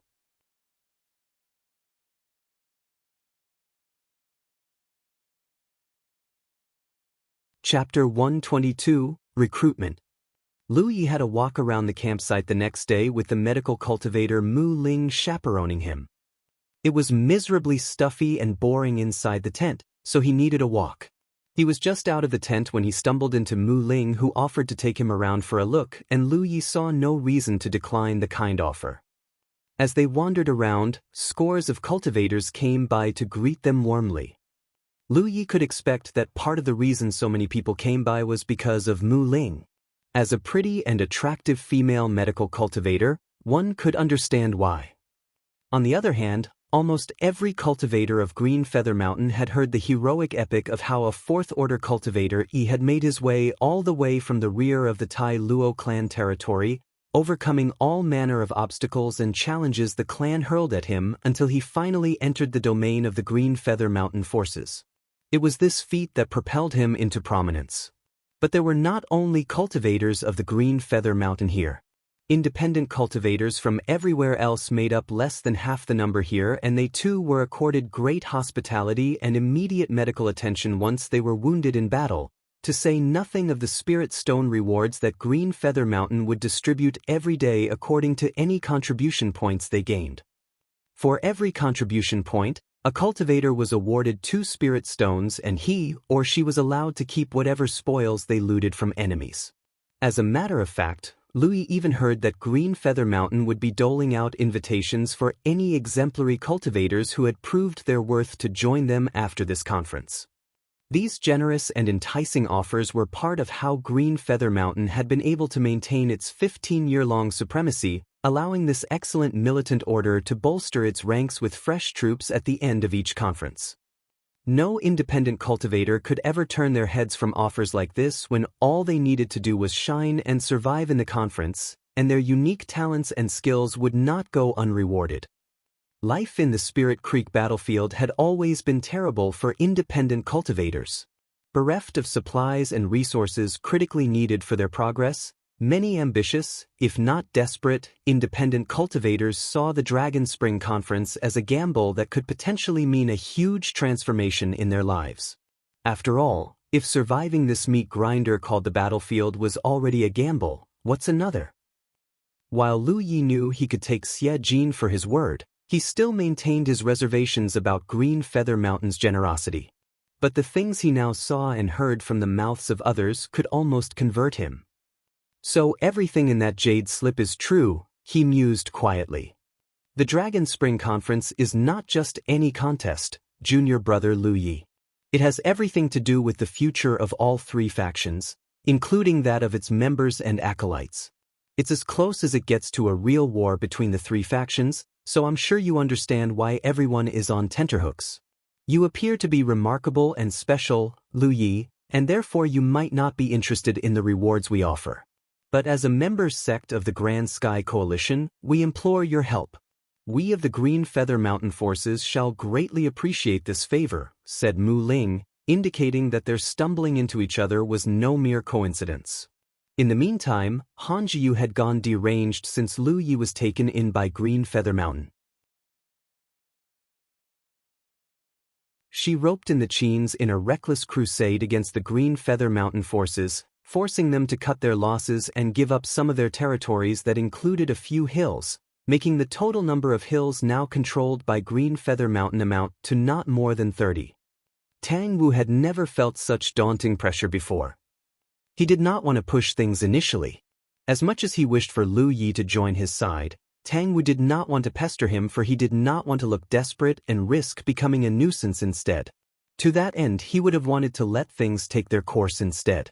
But with the enemies now eager to spill more Green Feather Mountain blood, an all-out war would see both sides suffering heavy losses, and Tang Wu expected the worst for his side.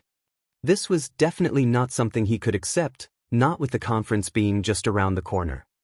Hence, he desperately needed Lu Yi, and the best person to tender that invitation would be the lovely female medical cultivator who had been taking good care of Lu Yi and his Mount Amber. Even if Lu Yi declined to participate in the conference on Green Feather Mountain's behalf, at least he won't be offended.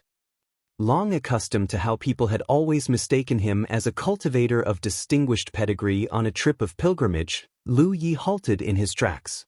A beat passed in silence as he mulled again his decision before he finally said, "I'm appreciative of what Green Feather Mountain had done for me. I'm not an ungrateful person, so I guess I'll say yes. I'll be honored to participate in the conference on behalf of Green Feather Mountain." He never once thought of declining their invitation. The reinforcements that came to escort him had saved him a lot of trouble, in addition to delivering him from danger. Verily, the whole thing, the long horn-like call, the battle that was waged to draw the enemy's attention away from him, and everything else, must be Green Feather Mountain's intricate plan to lead him to safety. There really was no reason why Lu Yi shouldn't return the favor. Especially since participating in the conference wouldn't be as dangerous as what he just did. In fact, he could be in for a huge haul of supplies and resources. He still had enough spirit pills to last him until the 5th order at the moment, but with his and Amber's voracity for spirit pills, there could come a day when their supplies of pills and ores might dwindle, and therefore he needed to secure whatever opportunities before they slipped away. And the Dragon Spring Conference appeared to be one such opportunity. With scores of cultivators from the 2 opposing factions that belonged to the Thousand Demon Ridge as prey ripe for the plucking, the chance to slaughter them and loot them of their belongings and even win rewards in the form of spirit stones made this an opportunity that he could die for. Even a second-order cultivator would yield a 2 spirit stone reward that could spare days of scouring through the wilderness for herbs. But if he could slay a 5th-order cultivator, then the reward would be 10 spirit stones plus the original 20, making the amount a total of 30. How could Lu Yi ever decline such a prospect? Never in his wildest dreams. That he did not make known his inclination to participate was only because of his injuries. He needed the rest. But he also wanted to see with his own eyes how independent cultivators were treated here. He wanted to make sure that the information he got from the Jade Slip Tang Wu prepared for him was true. But now that he had ascertained the facts and his hosts had laid their cards on the table, Lu Yi felt obliged to accept their offer and agree to the favor. Mu Ling looked rather surprised. "Are you sure, Lu Yi?" She did not expect it to be so easy for Lu Yi to say yes. She thought that Lu Yi might need some persuading, and she had been preparing a litany of reasons and a laundry list of benefits that she hoped would sway him.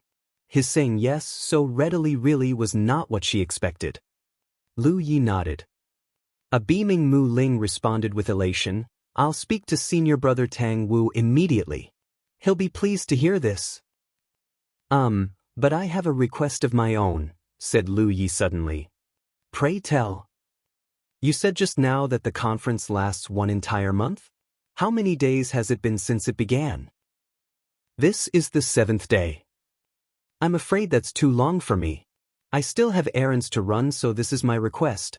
I ask that I'm allowed to leave any time I want to," said Lu Yi, articulating his condition very clearly. The last thing he ever wanted in return for participating was to sink or swim with Green Feather Mountain. If and when something bad were to befall this side, he wanted the freedom to leave whenever he wanted to so as to prevent being involved in any subsequent fallout. As for his errands, it was just a pretense. Granted, Mu Ling made the decision herself, and she proceeded to make the arrangements with her battlefield imprint. Meanwhile, at the Great Hall where the 9th Order cultivators of the 3 participating militant orders were keeping watch of the disc, Tang Wu received word about Lu Yi agreeing to join Green Feather Mountain, and he breathed with relief. Although the addition of such a formidable figure as Lu Yi might not fully turn the tables in Green Feather Mountain's favor, beyond any doubt, his presence would be a stalwart bulwark that could at least prevent any more slippage. They could easily plan their comeback in due time.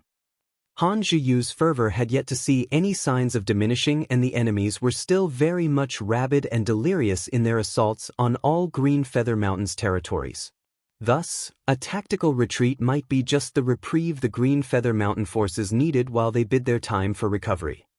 "What are you staring at?" Han Jiyu shrieked like a banshee the moment she realized Tang Wu was looking at her. One more glance this way and I'll have your eyeballs plucked out. The 200 contribution points you owe me, when are you gonna pay up? Tang Wu retorted with deliberate placidity. Han Jiyu responded with a snort. Who's to say which side he belongs to yet? At any rate, I will only believe it when I see it. Unreasonable as she always was, Han Jiyu refused to admit that, being that the tiny white that was Lu Yi had been inside Green Feather Mountain territory for 2 days, everyone could guess where his loyalties lied by now. But something happened just as night beckoned that wiped that smug grin off her face. The white dot turned blue. Any more excuses? Tang Wu asked quietly. Like I said, Han Jiyu averted her gaze, you can say what you want, but I'm not going to believe it until I see it. Even to 9th order cultivators, the sum of 200 contribution points was hardly a measly amount at all. Han Jiyu would never so easily give up her points. As a petty termagant on the opposing side, she felt no scruples at all in being deliberately and willfully petulant. After all, heaven had not yet passed judgment on her, so that would mean that she had managed to exploit a loophole. Tang Wu returned a snort of his own, hardly in a mood for any childish and over-excessive bickering. But Han Jiyu was not yet quite willing to let go. Don't you ever for 1 second believe that recruiting this man makes you the winner of this conference. It's a numbers game after all. That made sense. Every hill that has been occupied by either side required men to guard it. Without enough men to hold your territories, they would be recaptured easily. This was why the Qins had only 25 hills at first, because they were severely lacking in manpower. We'll see then, Tang Wu replied coldly, not wanting to breathe new life into this argument by continuing it. Inside one of the tents in the glen where the Green Mountain Field Infirmary was, Xie Jin had come hurrying, bringing with him a contract. Written in fine print was Lu Ye's request, saying that he would be allowed to leave any time during his participation in the conference on Green Feather Mountain's behalf. The rest of the contents included all provisions about rewards and punishments, all expressed very clearly. Lu Yi was satisfied with the contract. So, junior brother Yi, Xie Jin said as he tucked away the signed contract, do you prefer to be on offense or are you more interested in defense? Can you tell me more about both roles? If you're on offense, we can assign you to either the vanguard or one of the flanking parties to help capture other hills. That would put you on the front lines in direct confrontation against enemies of the other sides. It's hard work and dangerous too. But if you wish to be on defense, we'll send you to one of the hills that needs defending. You can withdraw too if things get too hairy. Lu Yi was not surprised by the explanation of the roles. Offense, he replied. There was little to be gained by being on defense. He could be there all day and no prey would come.